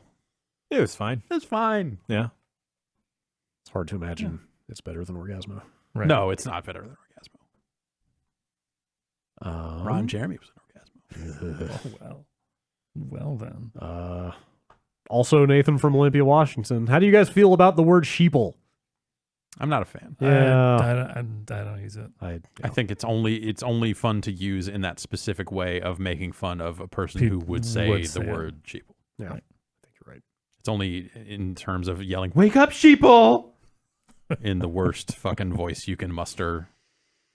Yeah. That one was pretty bad. Yeah. You're welcome. Question from James. Now that the Apple TV has full controller support and a storefront for free and paid games, as well as a subscription model, is the Apple TV a game console? If not, what criteria is missing to make it one? Yeah, I mean, sure. That's how I use it. Yeah, it is. So, Not watching TV. well, let's say maybe for purposes of running a video game website, it's not exactly. I mean, we put phones in there, you know. Well, it's but, like, yeah, but like absolutely. iOS is the platform, right? No, Or do we have it broken out now? Oh, because there were we games broke that it only, out originally there for were games- iPad, which was, you know, in the long run probably a mistake, but at the time made some sense. There were games that only came out on Apple TV, Yes. right? Yeah. So we may already That's have right. it I as totally, a platform. Because like Harmonix and but- some people did like exclusive games, right? Yeah. Huh. Though I think that Harmonix sports game specifically came to Switch Right. Those did get ported, didn't they? or something later. And now it's even messier because now the Apple TV just runs iOS games. But not all of them. Oh, is it just anything on Apple Arcade? Is that the promise? It's Anything not on- even anything. So the Apple Arcade stuff rolled out on Mac, and it is not every game. I thought that was the whole No, pitch. apparently not. What? That stinks. Yeah. I thought the whole idea was if you subscribe to the service, you can play these games on all of your Apple devices. Yeah. Huh. Maybe they'll get there eventually, but yeah, when I looked in on it, well, I guess maybe it hadn't rolled out widely when I looked at it. Maybe it's different now, but my understanding is that it was not going to be the case that every game was everywhere. Bummer. But What the Golf is available on Mac and stuff now. Some of those games are. I don't think I tagged this email, but somebody wrote in saying that trying to 100% What the Golf is ruining What the Golf for them. Yeah, the deeper I got into it, once I realized you could get crowns on all those holes, and then B, decided I was not going to move on until I got each one, made that game way less fun. Yeah. The par's quite a stopgap. So is that, Also, I got into one that required like specific gyro stuff Okay. and was doing it in the back seat of a car, and I was like, oh fuck, I can't even do this. all right. The last level of that, pretty interesting. So just play that game for the jokes, basically. Yeah, Well, you it know, sounds do like. what you feel. Yeah. Yeah. But I feel like I'm having less of a less good time with it since doing that. The PC version of that, I don't know if the Mac or any of these other versions have it. I didn't see it on the Apple Arcade version, but maybe I'm missing it. But the version on the Epic Store had something that was labeled Streamer Challenge that just popped up a warning and said, like, these are really hard holes, mostly designed for people who are streaming, so watch out. Huh. Like when you click on it, and I was like, oh, weird. Is And the I PC clicked on it. version, is it formatted like portrait, like a phone game? No, Or full is it screen. No, proper. full screen. Yeah. Is that the version to play? I think the touch controls are quite good, and the mouse controls are less good. Oh, But it's totally functional. It's not a big deal. There's a couple of airplane emails, a couple of airmails. Aaron with an airmail in Minneapolis. Yeah. The airplane seat would you rather in this week's episode got me thinking. I always order the same drink while on an airplane. Tomato juice with a pepper packet on the Nice. side. Dude, just get Bloody Mary mix. I will also order the fanciest beer available if the flight is after 12 p.m. This is without fail. And then the other email. Oh, crap. I had it. Jared from Nashville. Ben mentioned airplane drink orders last week. I am not a big fan of tomato juice and basically never drink it outside of Bloody Marys. But for some reason, when I'm on airplanes, tomato juice is my go-to drink. It just feels right for some reason. 2 questions. What's wrong with me? And what's your airplane drink order? Tomato juice, actually. Like, I also Bloody Mary mix. drink tomato juice on airplanes and nowhere else. I don't know why. You just straight up order Bloody Mary. Yeah. Just kinda, wow. Yeah, without the vodka. They give you the whole can. Yeah, I've heard of people doing that. Totally. I have no It's a idea spicy what tomato it is. juice. I don't know that I've ever had tomato juice outside of an airplane. Really? Yeah, I don't know that I've ever had it on an airplane. I'll occasionally drink a V8, like let's say once every 2 or 3 years. I like a V8, yeah. Yeah, but that's about it. Ginger ale is the other one. Yeah. Occasionally, Yeah. I now will have a ginger ale occasionally, but I used to drink it only on airplanes. I get Diet Cokes, Okay. and that's about it. Never order the coffee on an airplane because they'll wind up sounds brewing dangerous. it with Yeah. the water that is still on the airplane. I heard the water on airplanes is disgusting. Yes. Not to get into don't know if- territory of like ice machines of not ever being cleaned, yeah. but Similar story. Yeah, I don't know if I think I heard some meteorologist did like a ranking of the cleanliness of various airlines' water. Oh God. The gist was don't drink the water. Yeah. On the flights, don't drink anything that's not out of a can because it's gross. Drink the Bloody Mary. I've had zero problems with drinking water on airplanes, and that is whenever they offer water, I will drink it. If it's free. Yeah, if they're coming around, you want water? Sure. I mean, if you're taking drink orders, I want a Diet Coke. And if it's like a breakfast time thing, then maybe I'm going to hit you up for like an apple juice or an orange juice or something. Some OJ, yeah. But you come around with some water, I'm like, yeah, why not? And I have never had an issue. A little grime in your body does you good. Do you guys ask for the full can? I do. Oh, I've never asked. I always just cross my fingers. No, I don't want to come out. I ask for them. How do you ask it? How do you phrase that? Could I get a can of Bloody Mary? I've heard that. Okay. And they're like, yeah, sure. You want a cup? Yeah. Nice. Yeah. I don't want to burden their supply. I mean, maybe a lot of people want ginger ale. I've if they're going to sometimes gotten like a Coke Zero and asked for like a can of Coke Zero, and I've been denied once. Wow. No kidding. Yeah. Huh. No. Are you supposed to tip air stewardesses? I have never seen that. I've never seen or never heard of that being a thing. Okay. I could maybe see it with alcohol. Right. Like they don't even take cash on the planes, so it's Right. like Yeah, by and large they don't. Yeah, because the last flight I was on, coming back from PAX, the gentleman in front of me had tipped the air steward after he had ordered just a Coke. Sure. Huh. Yeah. Okay. Interesting. I'm sure they'll take it. Yeah, yeah. I don't know. Some like retailers and stuff like don't allow Tipping. tipping. Yeah. But I don't know how it is on planes. weird. Yeah, I have never seen that. Odd. Tucker in Portland. Last week you all were discussing the latest PS5 news, and someone brought up that they weren't sure what sort of game-changing effects that potentially instant load times might bring. I immediately thought of the game Virginia and its use of quick cuts during gameplay that would quickly jump you forward in time or to a completely new location without fading out or any other sort of visual disruption. I would love for this technique to become viable in more complex and graphically intensive games. Nothing breaks the momentum of a dramatic moment in a game more than suddenly having the narrative or action stop so you can stare at a loading screen for several seconds. I imagine being able to jump between locations or even characters instantly could really open up some new storytelling and even gameplay moments. Imagine setting off across a map in an open world game and getting a few jump cuts of your character passing landmarks while the time of day changes to make fast travel feel less magical, or being able to instantly swap between faraway characters in a game like GTA 5 with multiple protagonists. Curious if any of you feel that this type of quick cutting could be used in new creative ways.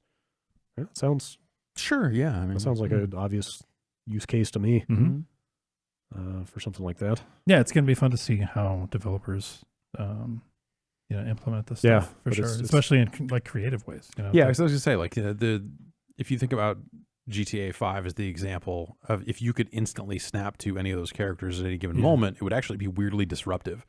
It would be disorienting. You would be in that character, you'd be like, oh, where the fuck am I? But because they kind of do that transition a little slowly, they do the pull out, they do the pull, like the stylistic flourish around it. They hide it well in that game for sure. Like they make it feel seamless even though there is some downtime. They make it work, I think.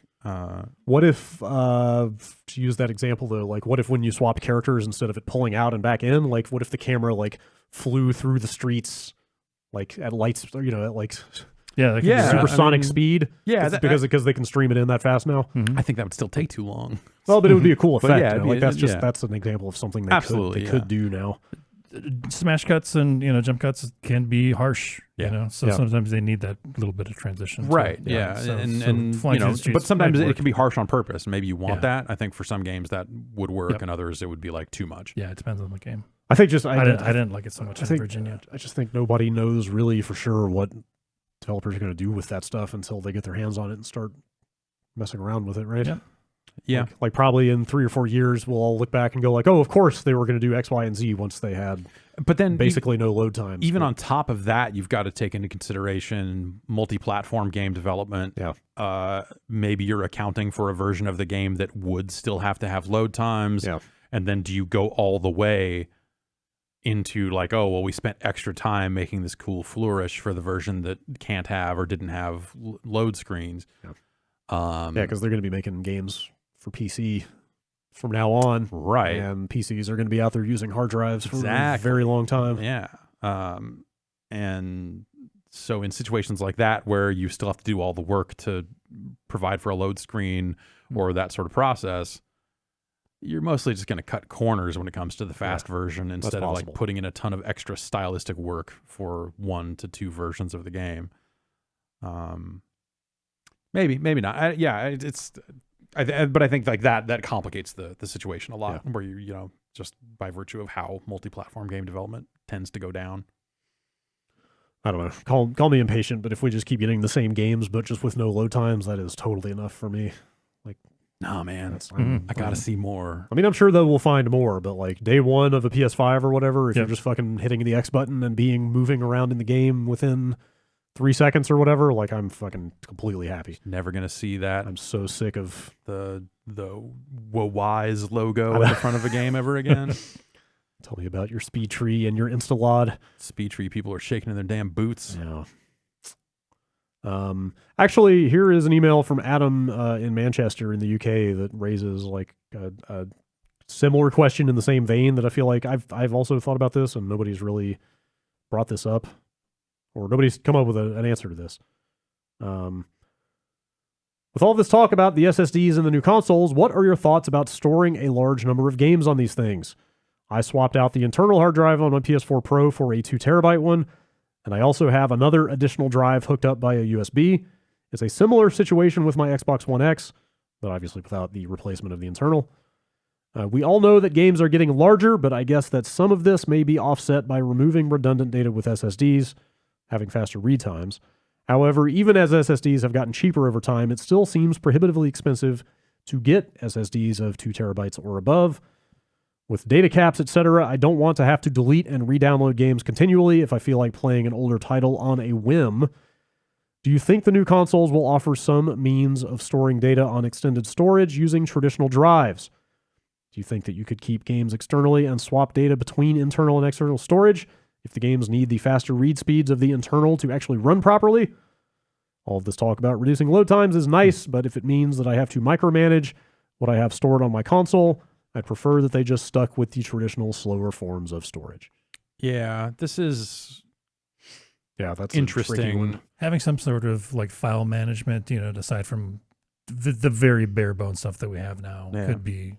I like the idea of like, can you keep games in like cold storage on an external drive and then just swap it back to if you want to play it, then it has to forcibly that would be sensible. Copy back. That's at least a partial solution to this problem. Yeah, and some of this might be mitigated by the idea of you can uninstall the multiplayer, or you can uninstall the single player when you're done with it, and so you get some space back that way.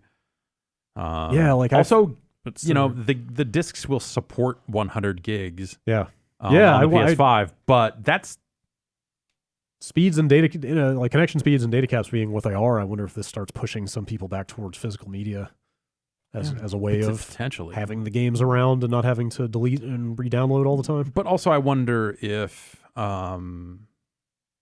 games are really going to get that much bigger. It's tough to say. I don't know. The redundancy stuff will be nice, but I don't know how much of an impact that'll really have. But also, like, the situation most is games are not the hard drives gigs. are going to get smaller, essentially. What's that? The issue is that hard drives are going to get smaller. Yes, exactly. Like, you won't be able to expand your storage the same way you were able to previously. Mm-hmm. Yeah. But like, let's say you got a 1 terabyte drive. Not every game is going to be 100 gigs. You may have a couple of games that are significantly larger than that. Like some of the big releases, though, like I feel like the Red Dead specs and the Modern Warfare install footprint getting announced right around the same time caused like a minor uproar last week. Did you see that stuff? Yeah. Well, is it 160 or something for Call of Duty or something crazy like that? But that was like counting like downloading content and also the idea of not necessarily the installed content, but you might have to have enough space to download. Now I want to make sure and expand. Now I want to make sure I've got the numbers right before I say this definitively. Red Dead is 150. Okay, that's requires 150 gig of hard drive space. That is a lot. A full install of Modern Warfare requires 175 gig. I wonder if that can't be day one. Could it? Maybe it could. I don't know. Like they redid all their fucking texture shit. They're doing. Oh, this says the recommended hard drive space for Modern Warfare is 175, which is not the initial file size, but is the recommended or is the requirement for people who plan to play the game long term. Yeah. So, like as they add maps with and all the the other stuff, all the DLC and stuff. Yeah. Still, that is a gargantuan. In a PS5 scenario, you would have uninstalled the single player by then. Yeah. More than likely, and potentially even the Spec Ops mode if you're not into that. Whatever that. I'm not even clear. Yeah, I'm sure the platform holders are thinking about all kinds of ways to try to mitigate this stuff. How expensive are 2 terabyte drives these days? Well, it depends on what kind of drive you're talking Yeah. about. Like on like a regular SATA 3 drive, those prices are plummeting. Yeah. Like you can get a 2 terabyte. Yeah, like a 2 terabyte SSD. Like what are we looking at? You Just can get a 1 100? terabyte for like 100 and, Exactly, 100, yeah. 120. Yeah, that's like those got reasonable. Looks like I've got 2 of them in a system. 2 terabytes. Looks like around 300-ish. Okay. For a good one. That So doesn't add up. I also feel like people haven't really started talking realistically about how big the drives in these consoles are going to be. I would be shocked if they were bigger than a terabyte. yeah, so that's my guess is like if we get a 2 terabyte drive, it's because they did multiple SKUs. Yeah. And they're like, hey, the expensive edition Here's of this a console is for an your- extra $100 that has a bigger drive in it. But can they do that for just an extra $100? Yeah, I don't know. Or is it a larger problem than that? Yeah. What if they put 2 1 terabyte drives in it and got around it that way? Because even off the shelf PC prices, 2 1 terabyte drives are cheaper than 1 2 terabyte. Well, these drive. ultra fast drives that they're talking about putting in there are quite a bit more. Okay. Oh yeah. Like I bought a 512 gig NVMe drive a year ago for $200. Okay. Like they are getting cheaper pretty fast, but Yeah. they are still pricey. Yeah, that's going to be a weird set of problems. Yeah. Like I wonder how they approach that stuff. Also, like just Sony got so much mileage out of being A, cheaper, and B, just simple Mm-hmm. that like I don't know that they really want to go back to a multiple SKU model. I feel like that might just risk confusing people or like sending the wrong message if people see the higher price tag. Everyone's used to the idea of different storage Yeah, options. Phones are all like that. Phones Like and it's tablets and like stuff, that's yeah. a pretty normal difference these days. So Yeah. I think they could get away with it. It's just a matter of like, is the 1 terabyte PlayStation 5 viable? Or are the limitations on storage such that you're like, man, I can keep 8 games installed at a time. Right. And that's not enough for some people. Agreed.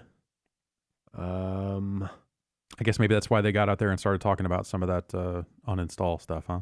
Or some of the Maybe so, drive yeah. storage, Yeah. like the idea of cutting down on install sizes is realizing like this is a problem we need to actually solve for ourselves, let alone consumers. Get out there and let people know that they've been thinking about it before they come out and say, hey, this drive is not as big as you're used to. Dan from Boston. I know you have already covered it, but I would be remiss if I didn't remind everyone that Freeze Frame by Jay Giles Band is the worst fuck you. popular 80s What are you song. even talking about? I don't think I know that song. Freeze frame. No problems with freeze frame or centerfold over here. Yeah, definitely no centerfold. Come on. Definitely no issue there. Chris from Iowa. The B-52's Love Shack. What? No. Come on. It's in roof. Rusted. Look, I'm not going to sit here and tell you that I love that song or want to hear it ever again or whatever, but to say it is the worst, no, come on. It's awful, nasally vocals, a bland guitar riff rooted in some pseudo-funk that's neither funky nor soulful. I'll give you that. It goes on for like 2 minutes longer than it deserves. Sure. An earworm in all the worst ways. That song is fine. I don't need to hear it ever again. but I've been to enough karaoke that I absolutely never want to hear it again. fuck, yeah, that's a good point. That's all the 80s song emails I saw. I feel like We there's a Built couple more This have just City come in. was a pretty good. Another one just came in at 4:33 a.m. today.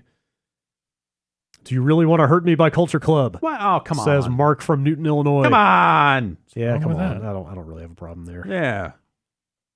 Make me cry. Last email. Like, I don't want to hear Time After Time by Cyndi Lauper ever again. Is it the worst song of the 80s? Absolutely not.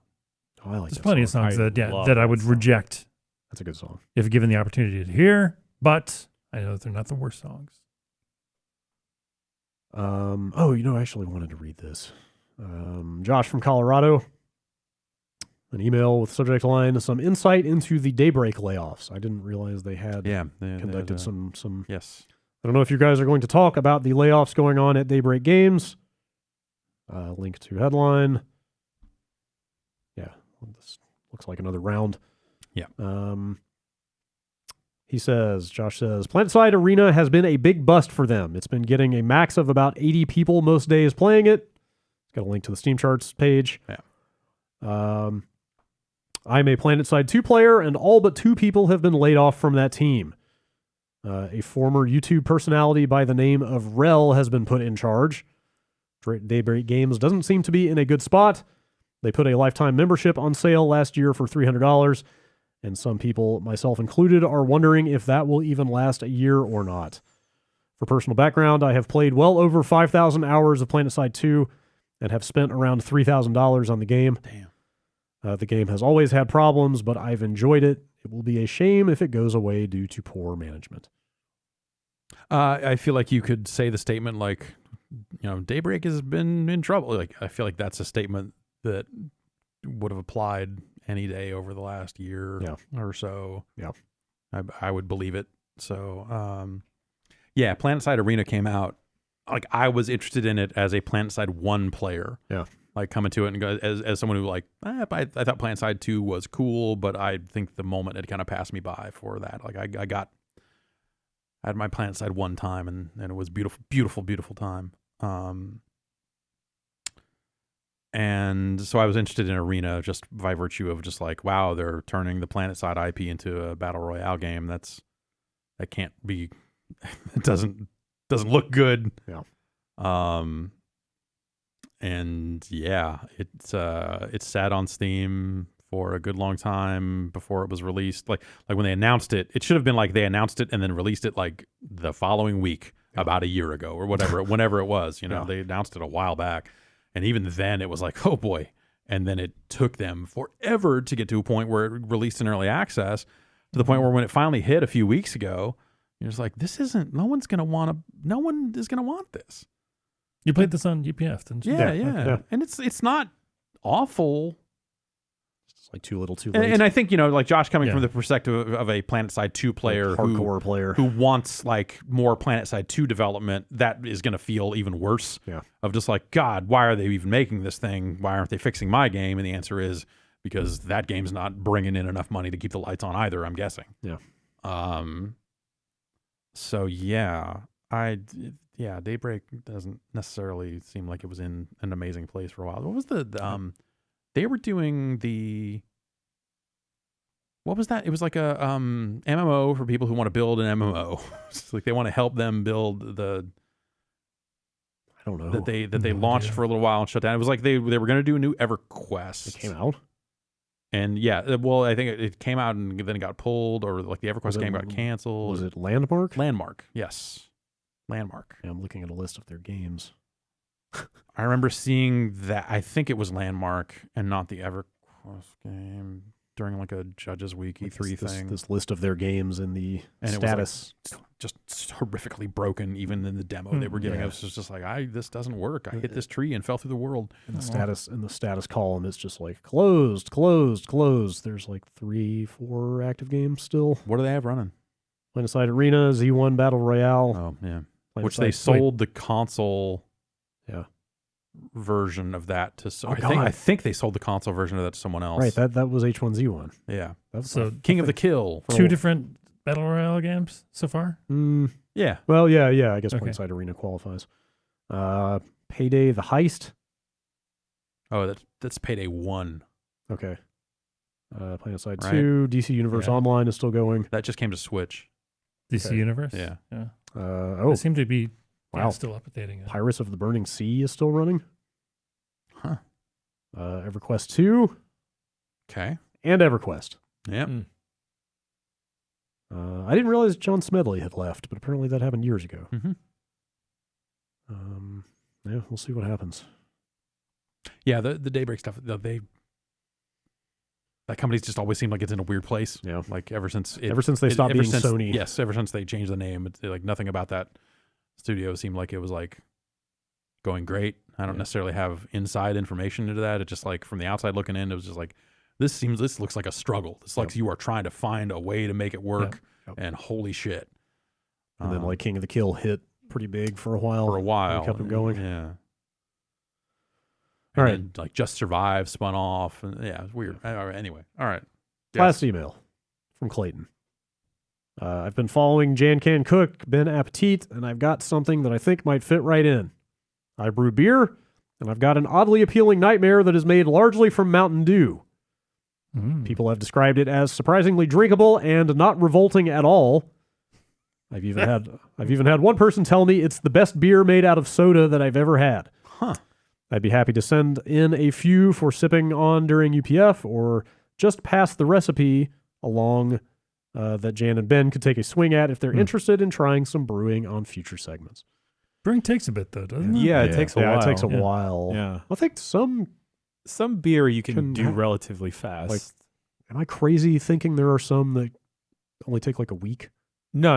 I for sure, I have a friend that brews stuff, and he'll do short projects that take a week Week or two? Okay. Yeah. Okay. How much are those home brewing kits? Oh, the stuff that's kind of like a Keurig that you just like pop some stuff in. You buy it at Target. $200? Yeah, I think. Get yourself a carboy. Hey, I mean, one of our engineers was making moonshine. That's right. Yeah, so True. Here in the building? I think so. All right. Clayton, if you would be kind enough to send some of the stuff in, I would totally try it. That does sound intriguing. I am very intrigued by this. Yes. Or if you just want to send the recipe, that would be fine too. But I'll try my hardest to make it properly. I would absolutely give it a shot. Send both. Yeah, why not? We're gonna run a stealth brewery out of this office. Yeah, we are.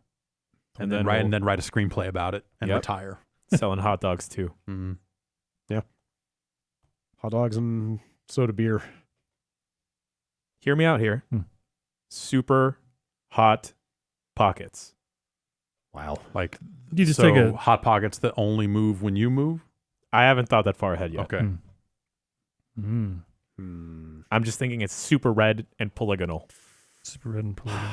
I'm just thinking of the Totino's party pizzas that you fold up. Ooh. Make a giant hot pocket. Here I thought I had an episode or a name for this episode, and then you just drop that right at the end. Someone in the live chat had said it, and then I've just been thinking about it ever since. Now I am horribly conflicted.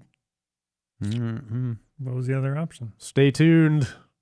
It seems like kind of boring, but of a name. Because what if it's just soup in the hot pocket? Soup or hot? Oh, super hot pocket. Sure. Yeah. So it's like a very XLB. wet. No. Yeah. You know? Uh-huh.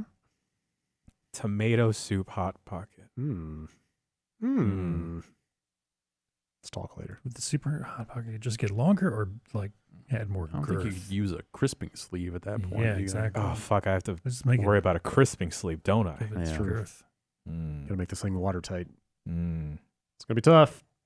Also, it's lunchtime. We can't keep talking about food. You're For right. real. Oh, yeah. This podcast is not strategically timed. All right, well, let's get out of here then. There's no after show this week. Ben's out. No, Ben's out. In fact, before we go here, Ben actually sent me a note that he wanted me to read that I forgot to read. So let's just get to that now. Some housekeeping. Should I play his song? He has a song. Voicemail dump trick. Yeah, He composed the song. Voicemail dump trick. it's a good song. This is not a voicemail. This is a Slack message more than that. Make sure to mention that Fortnite is stealing from Apex again by adding finishers for me, please. Okay. So there you go. Thank you. Yeah, that's Fortnite is definitely looking at what other games are doing. Yeah, that's been the case for yeah, a while. Yeah. Like, didn't they add the ping system like a month after Apex came out or something? I don't know. I thought I heard. Respawning. Respawning. They put respawn stuff Right. in. Right. Yeah. Wait, did Apex launch with finishers? Yeah. Yeah. Why am I totally forgetting about that? Hmm. I guess I did. Yeah. Games. But it's all run because together. Titanfall 2 had finishers. So Oh, it's right, fine. of course. Yes. Indeed. But that's Mortal the same Kombat. thing that World of Warcraft did to other MMOs as they came It's along, as they were just big and cash rich enough to just go like, we should do that, Yep. and then do it. Yep. So They can just steal and implement your feature before anybody notices. Yeah. All right. Well, thanks everybody for listening. looking forward to Fortnite new map having a big train on it. Oh, what? No, Yeah. You know what? If more trains and games, I can't complain. Quite frankly, more trains and games. I can't complain. That's Gonna tie my in policy. with Murder on the Orient Express. That's my platform, my forthcoming presidential run. Thanks everybody for listening. We'll be back next week. Some embargoes are going to start lifting, so we can start talking about some of the games of the season. That'll be exciting. Because stuff's coming out. Yeah. Did you? Hey, not to just like. I don't know if you'd realize just how fast time is slipping away from us, but Call of Duty is out next week. What? Whoa. It's out on fucking Friday. Wow. Oh, shit. Weird. Okay. Right? Wait, what Yes. else is out on Friday? Oh, no. It's Is over. that the 26th? Year's over. Is that the 26th? That sounds right. Yes, the 25th is next 25th? Friday. Okay. I think Outer Oh, man. Worlds is also out around that time. Okay. No way. I'm pretty sure. October? October. Shit. Yeah, man. Yeah. Games. Wow. Especially video games are like the big video games. especially are coming after out. after Doom got delayed, there's like I thought we were fine. three No. more. Well, no, I mean there's like 3 more games this year that I feel like I really need to play. Hmm. Like it's That crazy. are already out? No, well, they Okay. haven't come out. Oh, yet. gotcha. Like it's just like whatever. We've got year-end stuff on the brain. It's very much Yeah. a matter of looking at lists and thinking, all right, how many hours do I have to play this? Yeah. Anyway, we can start talking about some of that stuff next week. It will be exciting. Games. Games. They're happening. Games. We'll see you then. Bye.